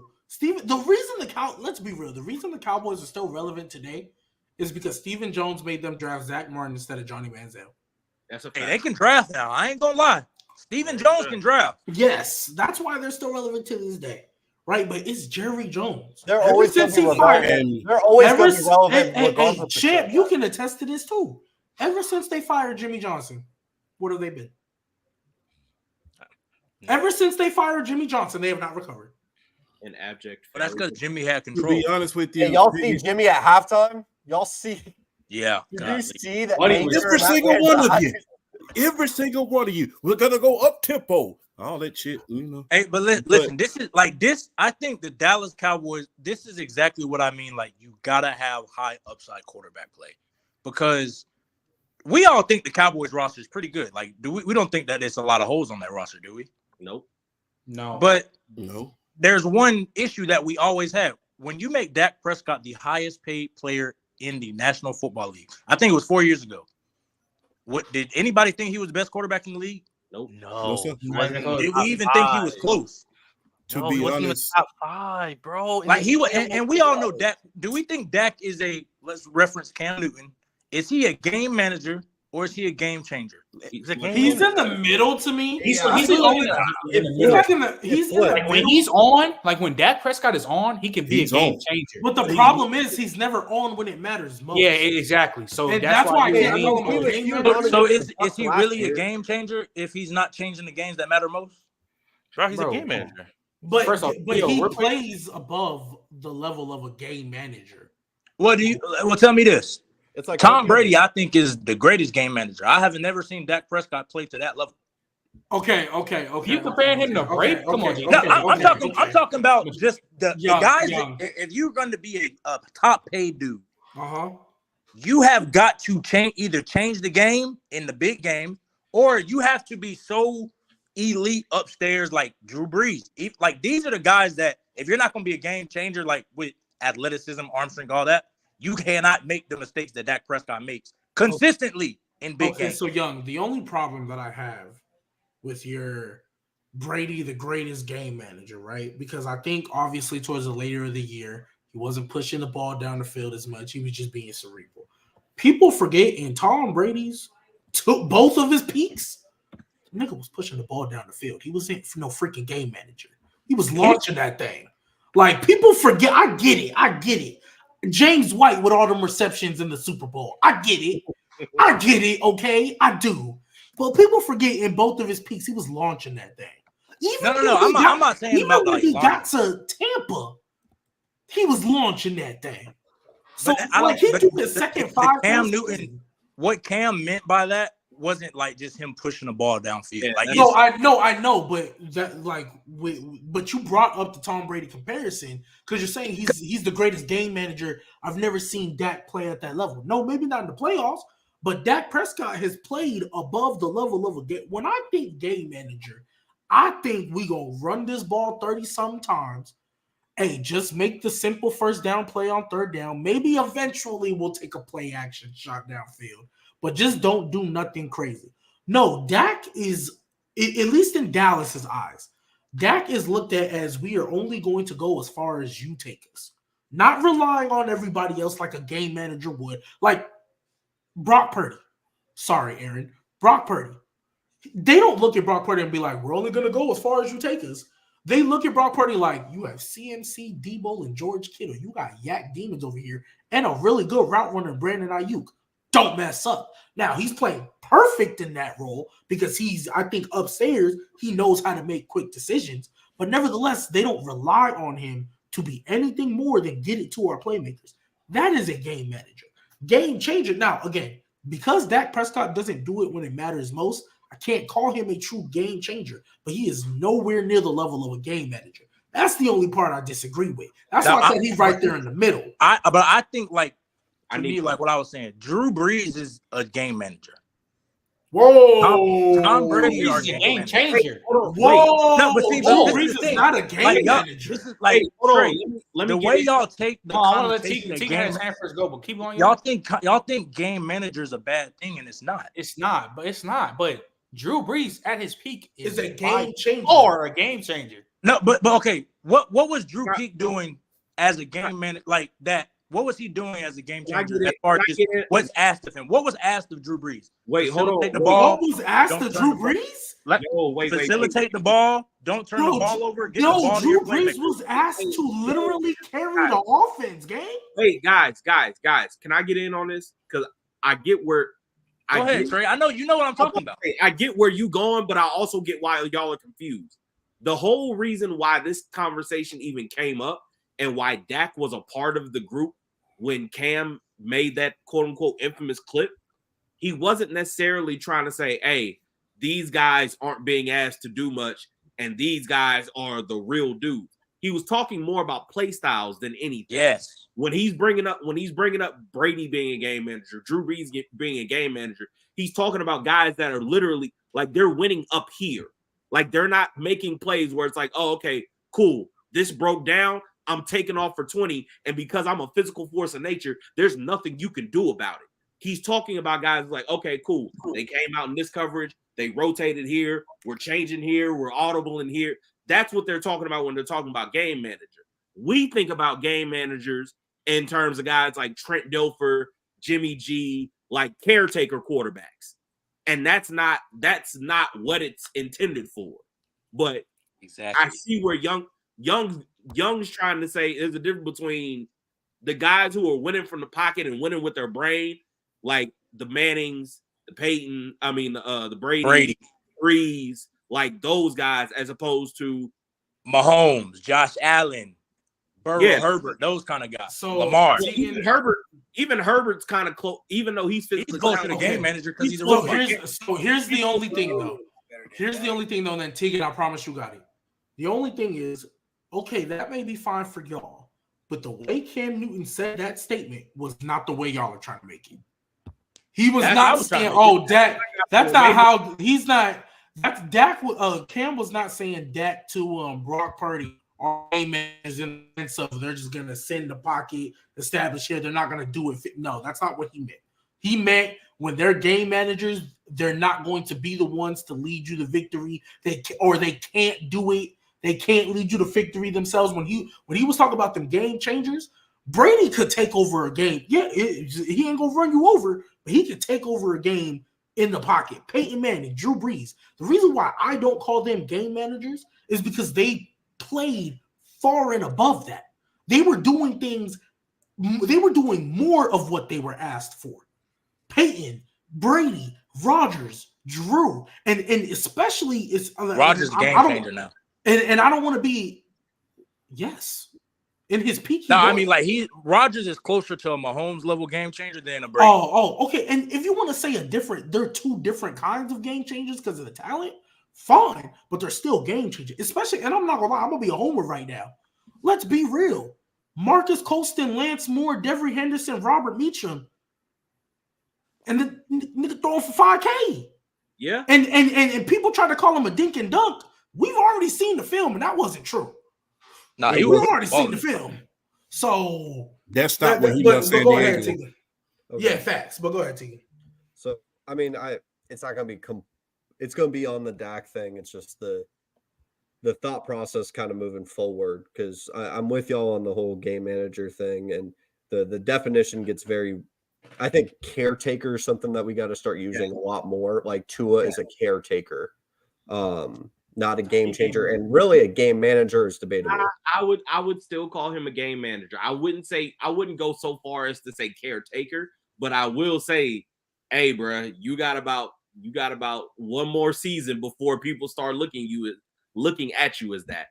Yeah, and so the thing with Dak this season is there was those rumors that they wanted to move off of him, and that whole like when we're talking about game manager and they put it all on your shoulders to make those checks at the line, that was the biggest change. Like, could y'all all agree that's the biggest change that the Cowboys made with Mike McCarthy as the play caller? He said, I'm putting it on Dak's shoulders. You're going to go up to the line. You're going to make the checks. Like that cadence change and them starting plays is a lot slower because he's making changes. Problem is when the brights got light, like the brightest, there was something off with him and CD. And I think this season there was even reports coming out of Dallas from the area that they said nothing matters what he does in the regular season. Like that's what Jerry and that entire family is going to look at Dak's contract situation and say his last game is what they're going to really hone in. And that's what he put up. But that's what it should be. Oh no, and I'm not. But here's the thing: I'm not disagreeing. I know you're not. I'm more so just stating. Yeah, that's what it should be. Because if you're gonna pay him, he's set to make $60 million. If you won't pay him that much, that's why I had such an issue. No shot at you, Trent. That's why I had such an issue with Daniel Jones getting signed to that much. Because if you're gonna pay him that much, I don't care what he does in the regular season. This is normal by now. Like Lamar, Herbert, Burrow, all them. I don't care what you do in the regular season. I don't. Get to the playoffs and let me see what you do there. Because you can't win a championship because everybody and their mama says the ultimate goal is the championship. I ain't heard one player come out and say, I just want to put up stats to be a Hall of Famer. Everybody says they want to win a championship. So if that is the ultimate goal, I'm sorry, the NFL doesn't have an in-season tournament. So you can't call yourself any type of champion until you get to the playoffs. So why would I care? You know what I care? You know what I care about the regular season? For guys that are trying to prove themselves, they just got here. Jordan Love, I care about what you do in the regular season. You just got here. Yeah. I want to see what type of showing you got. But Dak, you've been here 8 years, gang. You've been here 8 years, gang. I don't care what you do in the regular season. But so to go back to the point of like who gets the blame, yes, Dak should get a lot of the blame. I want to pinpoint Mike McCarthy for the fact that his entire offense is basically saying, hey, quarterback, go figure it out. And the only Super Bowl that he got was Aaron Rodgers playing Superman and going on a Cinderella run with that Packers, which was a great run, not discrediting that. But the one Super Bowl that he got out of Aaron Rodgers was that run and just basically putting it all on him. And if Rodgers faltered in the playoffs, which he did a lot, the team failed. We saw that for years. So putting some of the blame on Mike McCarthy for not adjusting, also lying about the fact that he locked himself in a basement to go learn some more new modern football. Analytics. Shut up, bozo. And then I'm going to look at Dan Quinn next because he put up this great regular season defense. You cannot handle motion offense to save your life. As soon as a Shanahan mind is in front of you, you crumble. Every single time. And the last thing he should do with that is go take the Seattle job. Because if he does, he's getting run out quick. You're telling me you have to go against McVay and Shanahan 4 times a year? Your defense, if Dan Quinn is running your defense. Yeah, bugging. No, Trent, we're not. It's facts. Oh my God. No. I know why I said that, bro. Shut up. Bro. Yeah, bro. Because here's the thing. I'm sorry, Tegan. Go ahead, finish. But I'm gonna say this because yes, I'm putting blame on Dak, and the reason why the blame is on him because Mike McCarthy can only operate his offense without an offense coordinator by putting it all on the quarterback's shoulders to figure it out, and doesn't make adjustments at halftime because they ran the exact same offense and didn't make any adjustments. I understand. It's a whole overrated thing about halftime adjustments, but still nothing.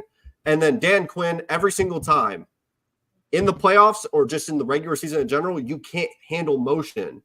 That's why those receivers are wide open. Your scheme can't handle it because it's outdated. I digress. Let's move it on, though. Champ, did you have your hand up? Yeah.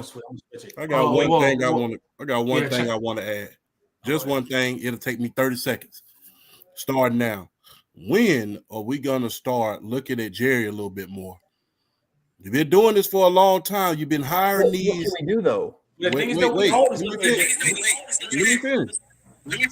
Go ahead, Champ. Go ahead, Champ. Yo, who got the? Young shit. Wow. Go ahead, Champ. Cook. So my thing is, you've been hiring these. You saw what happened when you had a strong-minded head coach, number one. You saw what happened. You ran 2 strong-minded head coaches out of it, and you arguably cheated yourself out of having another in Sean Payton. Not to mention, every time you've hired one of these yes men, you can't get out of the first round of the playoff or even the divisional round. Wade Phillips, Jason Garrett, now Mike McCarthy. And furthermore, when you have a need when you have something that you know you need as a general manager, what do the San Francisco 49ers do? What did the damn LA Rams do? What did even the Philadelphia Eagles do last year? They addressed that need, even if it is in the middle of the season. So we can talk about what we need to do to fix the Cowboys all they want to until Al Davis Jr. decides to step all the way back. They're not going to win anything. They're not. I've been saying the same thing. In my humble opinion, he saw the model Al Davis did. That's the reason I say he saw the model Al Davis did, putting himself out front as an owner, and he took that model and took it to another level. Mm-hmm. And to be honest with you, the only difference between him and Al Davis is that Al Davis was an actual coach. Yeah. So until Double J moves on out the way and say, hey, Steven, you get your scouts and y'all do y'all thing and y'all address the needs, and I'm gonna step back and be in the background as an owner should, then it's gonna be the same story every single year. Think about all the talent that's been in the Dallas Cowboys for the past 20 years. Hey, I've lived in Dallas a good chunk of my life, and I'll tell you this right now: you can't teach an old dog new tricks. Everyone's got a story on Jerry Jones, and he ain't changing. So he either is just going to have to throw up the white flag, which he's never going to do, or the Cowboys are going to stay cursed. They it's are. just what's going to happen. All All right, so we can move it on. So I'm gonna flip it because the way how we talking about what the Cowboys need to do moving forward. Miami need to move up from Tua. I'm sorry. The Dolphins are never gonna go unless there's going to be a situation where all the top teams in the AFC have major injuries. They're never going to a Super Bowl. Tua's never going to bring it to a Super Bowl. You know what Tua? You know who Tua looked like when they played them Chiefs? He looked like Michael Penix versus Michigan. Like it's just like he's super limited. He can't make plays off structure. He's not the quarterback you need. And the thing is though, we all looked at Tua like how we did with 2022 Jalen Hurts. It all falls on him. It all falls on Tua.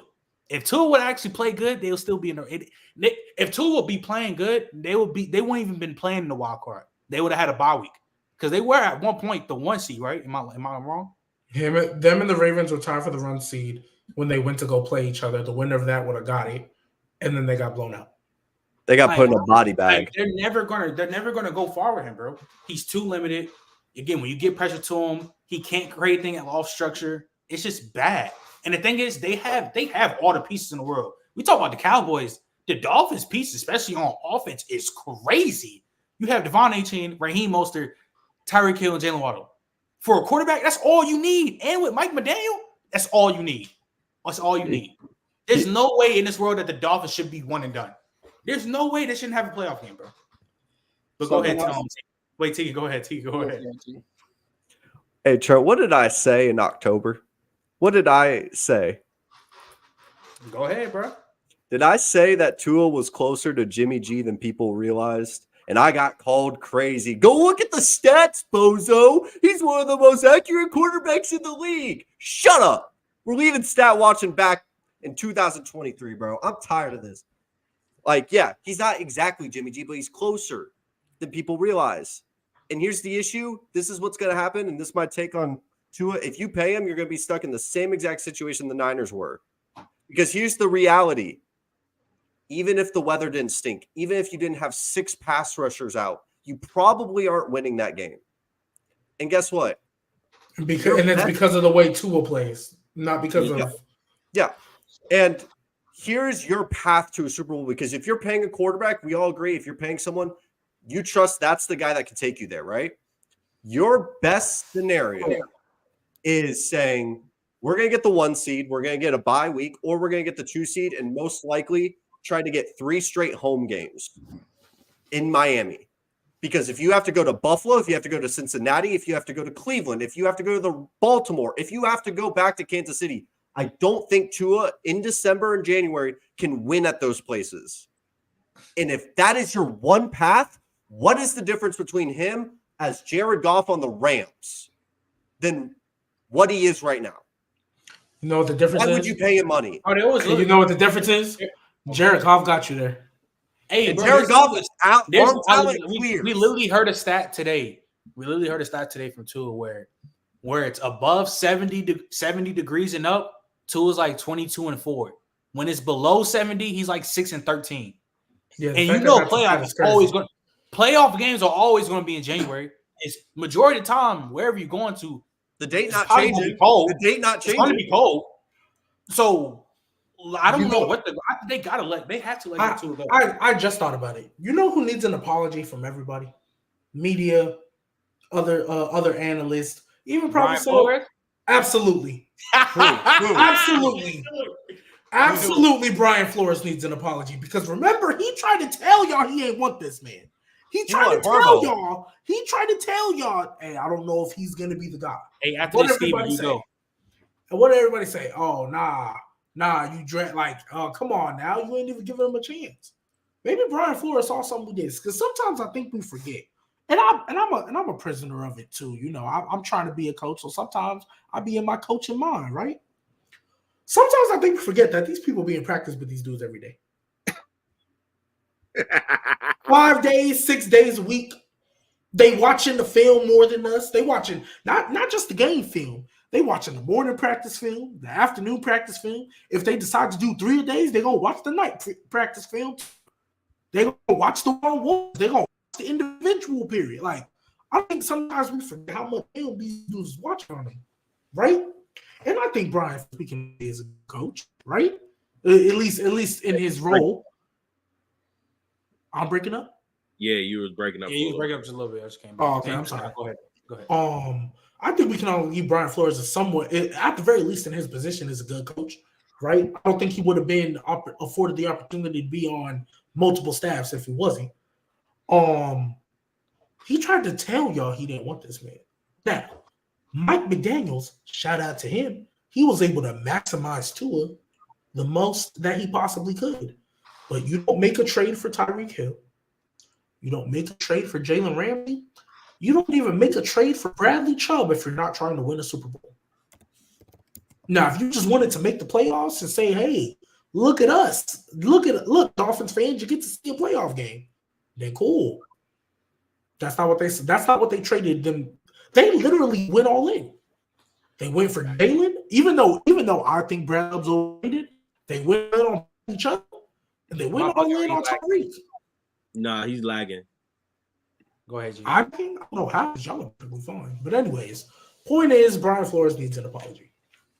Something else I was going to say this Wait, real quick. real quick. Because I said real quick, Donnie. I was like, Steve, you got to go. I say, Steve, you don't go ahead. I ain't gonna lie. I agree with Tegan, and I ain't gonna lie, Tegan. I think you should stand on that take. There's no difference between Tua and Jimmy G. I don't like they're the exact same player. I mean, we knew this about Tua. Like we do this since Bama, bro. He's not like that, bro. He had that one little good run in the natty. I mean, outside of that, but I mean, Jimmy might have a better arm. I can't lie. He does. Oh, he does for sure. But Tua doesn't do anything like outside his accuracy, bro. He doesn't do anything that like moves me, bro. Like you're just like, oh wow, you're accurate. I mean, Herbert's accurate, Burrow's accurate, Patrick Mahomes accurate. That's like nothing crazy for me to like say like, oh, you're a franchise quarterback. I thought Miami should have went the Herbert route, but bro, if Miami had Justin Herbert right now, they'd have a Super Bowl. They'd have a Super Bowl. They're a Super Bowl team. Like they have a Super Bowl. Period. I think they have a Super Bowl. I'm not gonna hold you. Yes. They said Tua's arm is premature. That's crazy. That's crazy. But like, if I'm Miami, bro, I'm gonna keep it a B. Like I said about Nick, Tua doesn't deserve to provide for his family. Get his ass out of here. Get someone that can actually do. Like, I'd rather have Jimmy G than Tua right now if I am. If I'm Miami, because at least with Jimmy, at least I know what I'm getting out of him. Like Tua, I don't know what I'm going to get. I just generally don't, and I don't like. Tua just needs to go. I think Miami, they have too good of a team to just like go to waste, and especially in the AFC, which is a tough ass conference to come out of. They should have never like been one and done, like Trent said. If there was any other quarterback, bro, I think Miami could have beaten Kansas City. Bro, if there was any other quarterback, if there was any other top 10, 11 quarterback on this team, they have a first round bye. Yeah, they literally have a first. They wouldn't even be in the fact. Does Jordan Love get? Hey, does Jordan Love give this? Does Jordan Love give this team a first round bye? Yes. Does T. Law give this team a first round bye? From start to finish. Hold on. Let's take a timeout. From start to finish, Baker. Let's remember, Love wasn't as good. Wait, you're right. Okay, so he hit that later point in the season. So what about Baker Mayfield? No. Nah, I'm not on Baker. And shout out Baker though, because facts. Baker's good. Real quick. Next week. Hey, but Grande asked a great question. Would Dak have won that game from Miami? Hell no. Hell no. Hey, it'd be better than Tua. It'd be better than Tua. It'd be better than Tua. I'm sorry. I don't know. Can Dak play in the cold? I don't know. I know. Oh, bro. Look, this is what I'm gonna say about Tua. What it sounds like is Tua's not top 20. As much as I would like to malign Tua, he barely top 15 though. Like barely. I don't know if like he's all right. Look. As much we can debate that all day. You know, I don't really give a damn about that type of shit. At the end, he's a solid starting quarterback. But at the end of the day, you drafted him in the first round, and you're gonna have to pay him like he's the answer to your problems. Wait, Trey. They don't gotta do that. But hold on, no, wait. Definitely don't gotta pay that nigga. He don't deserve it at all. Look. look, Steven, this is what I'm saying. If you want to go forward with him, what I'm saying is because of where you drafted him and because of what the market is for quarterbacks, we don't have a mid-tier market for quarterbacks the way we do other positions. Like, if they could get him for $22 million a year, then I'm sure they'd be okay with that. And they would probably move forward with him. But the reality is, at this point, you're just a solid starting quarterback in the NFL. You are limited. Like, you put a cap on this offense. You're literally the reason why this offense will never be fully realized, because you yourself are not the athlete of your counterparts that you're playing with. So because of that, now that it's time for your money to come up, they have a choice. Either you blow this up or you find a way to trade him for somebody who has a higher ceiling. Maybe they have a lower floor, but at the end of the day, that's what your coaching is for. That's what Mike This is going to go back to what me and Donnie was having this argument with Hellfire. Hey, Hellfire, I'm trying to say. I'm gonna look into this camera. What I'm trying to say. You don't need every quarterback to have it in here. You can, of course, quarterbacks need it up here, but you need to be wildly gifted. Tua, yes, got a great I've athlete. been trying to Tua say got this the worst arm in the league. Ever. Limited. He can't move. He can't This move off is- structure. That's why all the up here and all that. I'm not trying to hear it. Trent, Like, this is stop. what I've been saying for a long time. Would you rather this? You know what? This is another way I think I can also describe it. Let's go baseball real quick. Let's say you get 10 at bats, okay? And let's say one guy, he goes 5 of 10. Very good. He gets 4 singles. Let's say he gets a double also. Okay? Let's say that. Right. And then the other guy, let's say he goes let's say he goes 1 of 10. But you know what that one hit is? Grand A slam. game-winning grand slam. That is what I am taking. Because Thank that is Josh Allen. That is Patrick Mahomes. I get the analogy you're trying to use. You know what I mean. But You know what I mean. exactly. You know what I mean. But you are I'm dragging a little taking bit. those big-time, wildly 'Cause 1 talented for guys. 10 is crazy. That's why Anthony Richardson went in the top 5. That's why Trey Lance went inside the top 5. That is why Caleb Williams, Drake May are going to go inside of the top 3, because they have things you can't teach. It's why Joe And Milton's going to get Wait, drafted. no. Trey Lance got drafted in the top 3 because the 49ers are stupid. That's why. Yes. Also, Yeah, he should have never went top 3. Wait, hold on.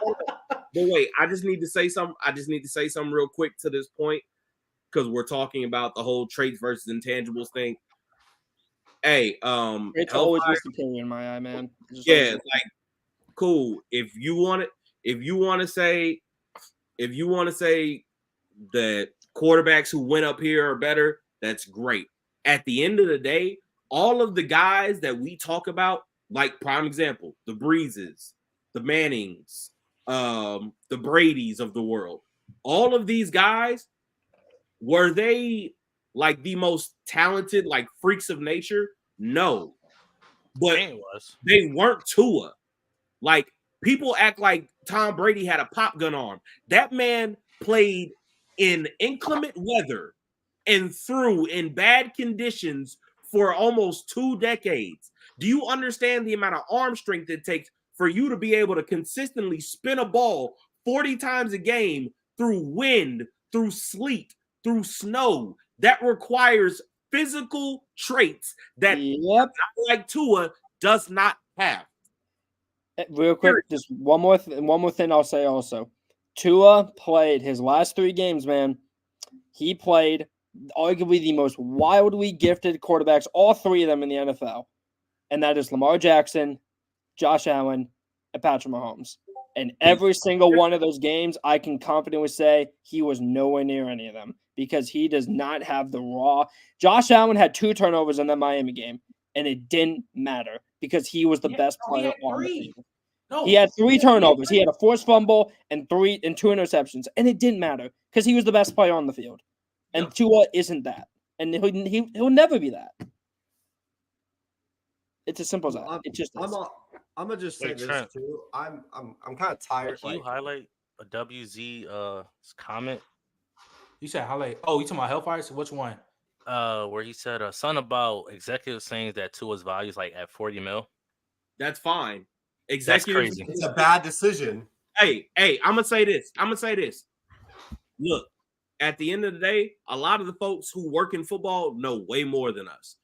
But also at the same time, they're human.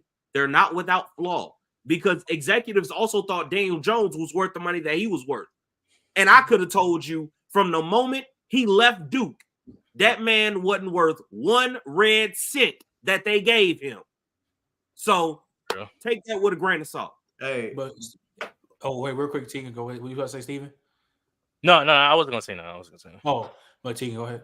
so I was just gonna say this. One of the things that we gotta kind of start leaving behind, and it's the same thing that I think people just don't really perspective-wise understand as we are in 2020 in the new decade, is it might be time to stop bringing up Manning and Breeze and like all these great, like all-time, like top 5 quarterbacks.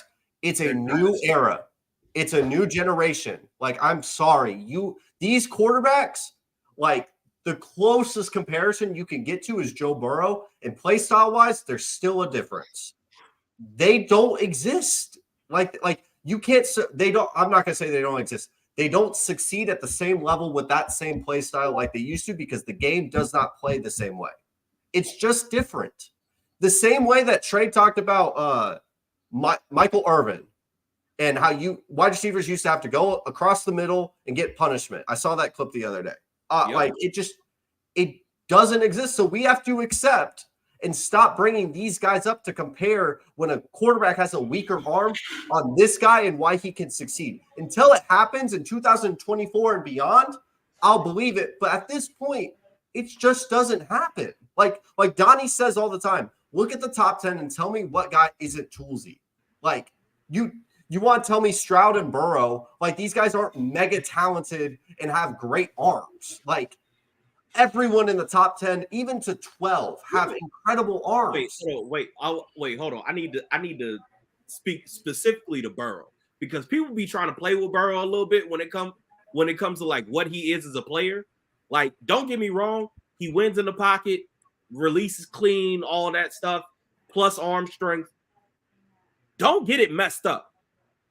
Go back and watch the 2019 year at LSU. That offensive line where they won the Joe Moore Award. Hey, I'm gonna tell you right now, they sucked that whole year. You know why they won that? Because every time they let Derek Brown or one of them pass rushers loose, you know what Joe Burrow did? Shook one of them boys, ran out the pocket, and delivered a dime to Racing McMath, Terrace Marshall, freaking Jamar Chase, or Justin Jefferson. Please stop trying to tell me that dude, because he doesn't have a cannon of an arm, is not an elite athlete. Dude is an elite athlete. Stop playing with that man. And he did it with the worst running back in the league, Clyde Edwards-Helaire. Watch your mouth. Watch your mouth in college. Hold up. I said worst running back in the league. Not from LSU. LSU. I'm not gonna lie. I don't want to be too nasty. But Clyde Edwards-Helaire was always overrated in my opinion. Hold up, G. He was overdrafted. Just because of the because running backs don't belong in the first round. Unless you're like unless you're Bijan or Saquon. Unless you're those guys. If you're not one of those top guys, wait, time out. Wait. So Leonard Fournette. Travis Etienne a bad pick. I am not taking Travis Etienne in the first round. Absolutely. So why you give me that look? Wait, time out. So Donnie. Travis Etienne of all people. Nah, you're bugging if you think Travis Etienne was not a first round pick. First of all, wait, you don't think Leonard Fournette was a first round pick, a first round talent? Oh, he shouldn't have won the first round. I mean, but like that's back in the time when I can't fully say because like that was right. Was Zeke a first round pick? I wasn't. That was my first years of doing stuff, man. Like I can't personally say. So, but like, wait, but do you think CMC was a first round pick? CMC wasn't just a running back though. He was the best slot receiver in that draft. What about Zeke? Okay, stop though. You just said, "Oh, I just started doing this though. I don't really know about Leonard Fournette," but you were so sure about CMC. They in the same class. I wasn't sure about CMC. I just knew that he was more than running back based on what I saw in college, and we all know that. But I'm saying though, Leonard Fournette was the best running back. college. Like, Yeah, like, I bro, people agree. forget- I agree. I So if agree. you think CMC But couldn't was you the also first round, couldn't you also say he is one of the examples of why you shouldn't do it? Yeah, that's No. fine. He didn't turn. You can say Leonard Fournette is a draft bust. He didn't turn out the way that he was supposed to be. Whoa. You can't. Okay, He had if you want to blame it 2,000 on yards. injuries, if you he want to had- blame it on injuries, sure. Yeah, but yeah, I'm Yeah, saying, if you want he to had blame it on injuries, but He had if two we're not gonna 1,000-yard rushing seasons, and then what else? act- yeah, he got hurt. And we're What you talking want I about to know do? exactly, but that's a bust though. G-Baby, But that's that's the not on same him. position that gets hurt Yeah, more you're than right. almost any other I'm on. position and regresses the quickest, I would also argue as well. So that's another reason. But here's the thing. So do you think there's 32 players that are going to have better value than in a redraft than a running back? Well, what running back? Because there's Well, I mean, obviously we just went through the list of guys like you said, no running backs should be drafted in the first round. I literally clarified and said unless you are like a Saquon or a Bijan. So you think there's Then 32 guys in the league that got more value in a redraft than Jahmyr Gibbs? Jahmyr Yeah. Gibbs, bro, he been balling ever since. What about Todd Gurley? What about Todd Gurley?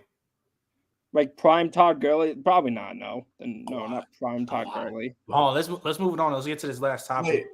Wait, We gotta. Damn, I just realized. Yeah, so let's move this shit up real quick. So because we gotta get to this. We gotta get this last topic, and we gotta do the playoff prediction. So, Steelers, they lose to the Bills. Josh Allen had a masterclass. I will start with you, G baby, because you've been talking about him recently. Is it time for Mike T to go? It's time to look at him as if he needs to. And here's why. This Steelers team, they've not won a Super Bowl since when? 2008. And they haven't been to one since when? 2010, Yeah. when they lost to Aaron Rodgers. And then they've never had a good offense and a good defense. You break Now, up. my what? Oh my God. You know what? It's every time because you I got more talking. people. Honestly, I it's think probably you- because I got. Is this better now? Because it's probably because I got more people on the Wi-Fi than usual. But Yeah, go ahead. He's never had a good offense and a good defense at the same time. He prided himself on being able to run the ball and stop the run. When he had the triple breeze, Big Ben, AB, and Le'Veon Bell, what did he do with it? Nothing. And then he got this elite defense. What did he do with it? And then the 1 year you thought they possibly had a good offense and a good defense, they started 11-0 and didn't win a playoff game. Got smacked by Baker and the boys. I ain't gonna lie, G baby. That year, I don't think they were going to do anything regardless. I'm gonna keep it in. Okay, Get the job done. Get the job done. But keep on, that G. goes. Keep on, No, G. that Keep goes. on. No, that goes to my. That goes more to my point. Mike Tomlin. Eventually, at the end of the day, you need to look at it and be like, "Look, even though you were great for us, never had a losing season. Hey, but you're not doing what we need to do in the playoffs, neither, gang." Like, here's my thing. They got rid of Andy Reid, and even though Trey, hey, you told me earlier, he'd been there for a while. Eventually, they gave up. They gave up because it was like, it's time to go. Mike Tomlin, you've been there for a while. Been great for us. Might be time to go, gang. Might be time to go, gang. Like, the draft picks defensively have been a little better, but offensively, it ain't hitting like you wanted to. You don't waste the first-round picks. You don't waste the first-round picks on Kenny Pickett. Because let's be real, Kenny Pickett was the first-round quarterback by default. If he would have came out the year before or the year after, he wouldn't have been a first-rounder. He would have been a fourth-rounder. He was in the same draft class as Desmond Ridder and Malik Willis. Let that sink in. Let that sink in. That's the only reason he was drafted first-round. Dante Johnson, he cool, but he ain't doing what you need to. George Pickens, wait and see. Chase Claypool, you shipped him off. Najee Harris, we was calling him Trent Richardson a couple months ago. Which was crazy, which was disgusting. You were calling him Trent Richardson. Tegan, you were too. Tegan, you were too. I got the clip. You were too. You're muted, but you were too. So yeah, we in this together. But either way, they have not even. I'm not gonna lie. Even on defense, like shout out TJ Watt, but Minka they traded for. Joey Porter's, we'll see. He's nice so far, but we'll see. My point is, Mike Tomlin, gang, it might be time for a new regime. It might be time for a new regime because at this point, you haven't gotten to where you need to be. And unfortunately, Mike Tomlin, you know what I mean? Like, if this was any other coach just going 9-8 over and over, they would have been fired. Now, shout out to the Steelers for loving to have consistency. But if this was any other coach, they would have been fired. I mean, let's be real. They ain't even give Belichick grace. They ain't even give him some grace. He fired. They ain't even give Belichick grace, y'all. Like, let that sink in. Like, even though we can say what we want about Belichick and what he did with Matt Patricia as the OC, yada, yada, yada. Remember, that first year they made the playoffs. Oh, I'm sorry. The first year without Brady, Cam Newton got hurt, but he was balling before. It was like 4-2 or 3-3. He got COVID. Edelman was lost for the season. And at that point, they was never the same. Next year, it was the playoffs. They made the playoffs. Now, you can say what you want about the last 2 years. You can't. But they didn't even give him some grace. You hear me, G? Yeah, I hear you. I'm fine on my end. I don't know what's going on. But point is, we might need he might not need to go, but he needs to be on the hot seat. Look, Trey, let me get y'all quick responses so we can get to these predictions we got to head out. Yeah, I'm gonna just say this to G Baby's point. It might be the Andy Reid type situation. Like, he's not done coaching. He's clearly still a good coach. But at the end of the day, if I were him, honestly, for my own career, I would not want to be the first head coach that the Pittsburgh Steelers fire in their history of their organization. Like, at this point, you've probably been there a little too long. A change of scenery would probably benefit both sides. So I'm not saying they need to fire him, but if I were him, I'd be looking at leaving. All right, Donnie. Go ahead, Steve. Go ahead. No, it was kind of the same thing, but I also think this should be the year that they just move on. I think Tomlin, I mean, he's only like 40-some. He could definitely be coaching for like another 20 years. I think Pittsburgh, I think they just need to do a whole reset also. I think they're one of the teams that just need to like trade. I'm not like maybe trade TJ Watt, maybe trade your valuable assets to try to kind of hit a reset and just do just a whole reset. Just because the roster they have right now, I don't think it's just going to work right now. I think Tomlin, there's so many good jobs opportunities out there for him that I think it'll be best for him to leave. You have the Chargers, you have Falcons, you have the Commanders, like you have a couple teams where you can go and potentially win another Super Bowl. So, I mean, actually, it's my whole thought. I think Mike Tomlin should go because I still think he's a top 5 coach in the league. But like that boy said, he is not the GM though. Like I genuinely think that he didn't want Kenny Pickett. All right, so Tegan. I mean, mine's short and sweet. I wanted to see what the latest update was with Mike Tomlin, and he said there's a report that came out that he's planning to coach the team. I mean, these defensive-minded head coaches are stubborn as ever. The Steelers' way is always going to be the Steelers' way. And like this team is the equivalent of stale bread. You got a wide receiver that I think Pickens is incredibly talented, and I know he has a long history of being very loud on the sidelines when things aren't going his way or he's not getting the ball. And not to mention TJ Watt is consistently hurt. Like this is a more confusing retool / rebuild than I think the Cowboys is, because what direction do you really take this team that you could fix in an offseason? In an offseason, I don't know if there's an answer for that. All right, go ahead, Donnie, so we can get to these games. I literally have nothing to say except for the fact that he should be gone, but he's going to run it back. So, in Steelers, enjoy the 7th seed. Whoever gets the 2nd seed will appreciate it because they're going to get a free win. All right, so let's get to these games, bro. Let's get to these games, bro, because, wow. The quarterbacks on the AFC look stacking when you look at the NFC. This some heat. All right, but we're going to start off trade. Texans versus Ravens. You already know who I'm rocking with. Nah, you already know. Ravens. Donnie. Which game? I'm sorry, I wasn't paying attention. Texans, Ravens. All right, this is what I'm going to say, and I said it before the pod started.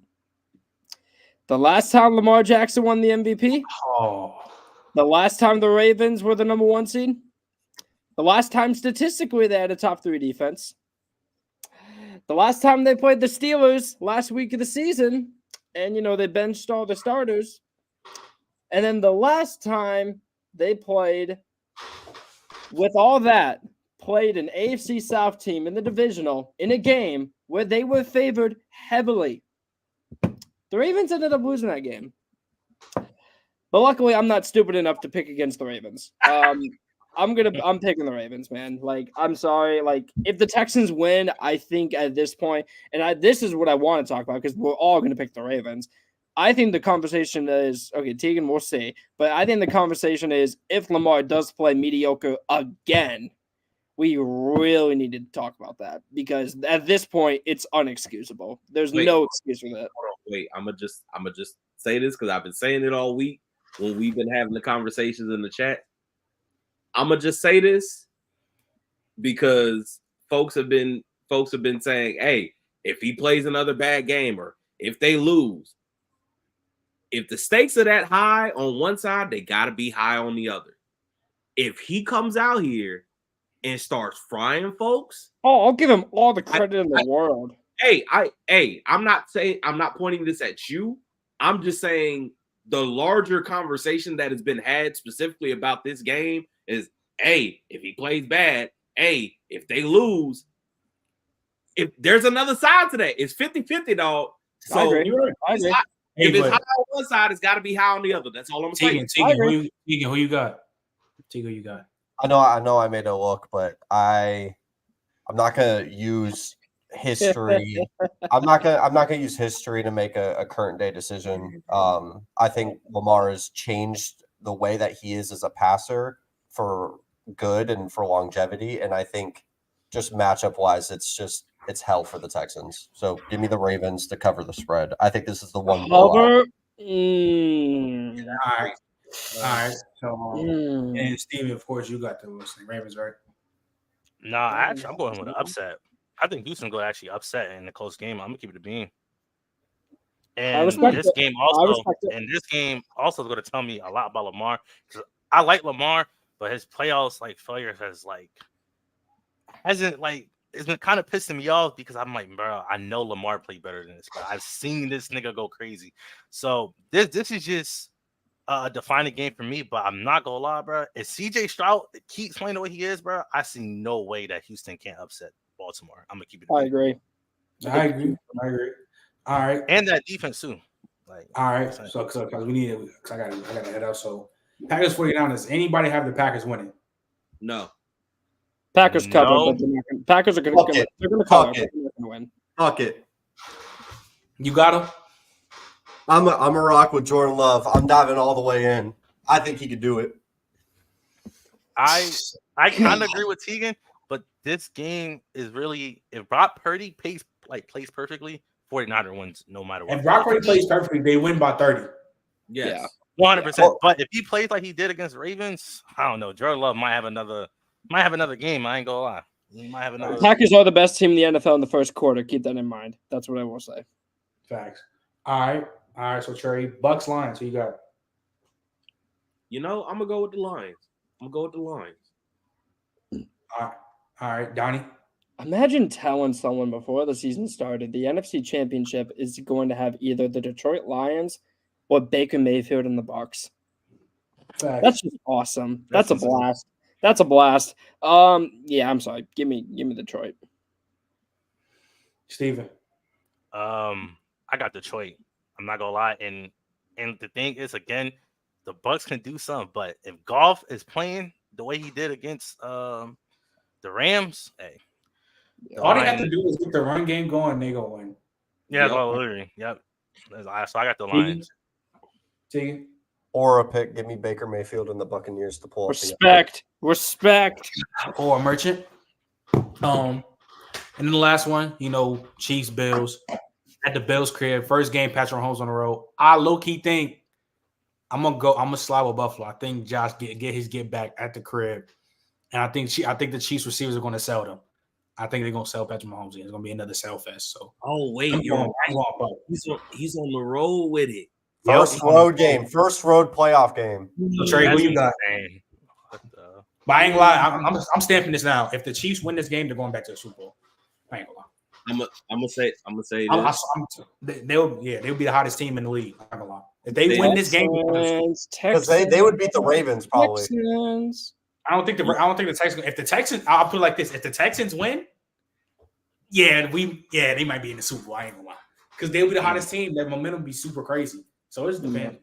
Look, I'm gonna say the Chiefs, but honestly, I think they get by the skin of their teeth. Just like a couple years ago, huh? I think it's by the skin of their teeth. It's like this. Yeah. All right. Go ahead, Donnie. Who you got?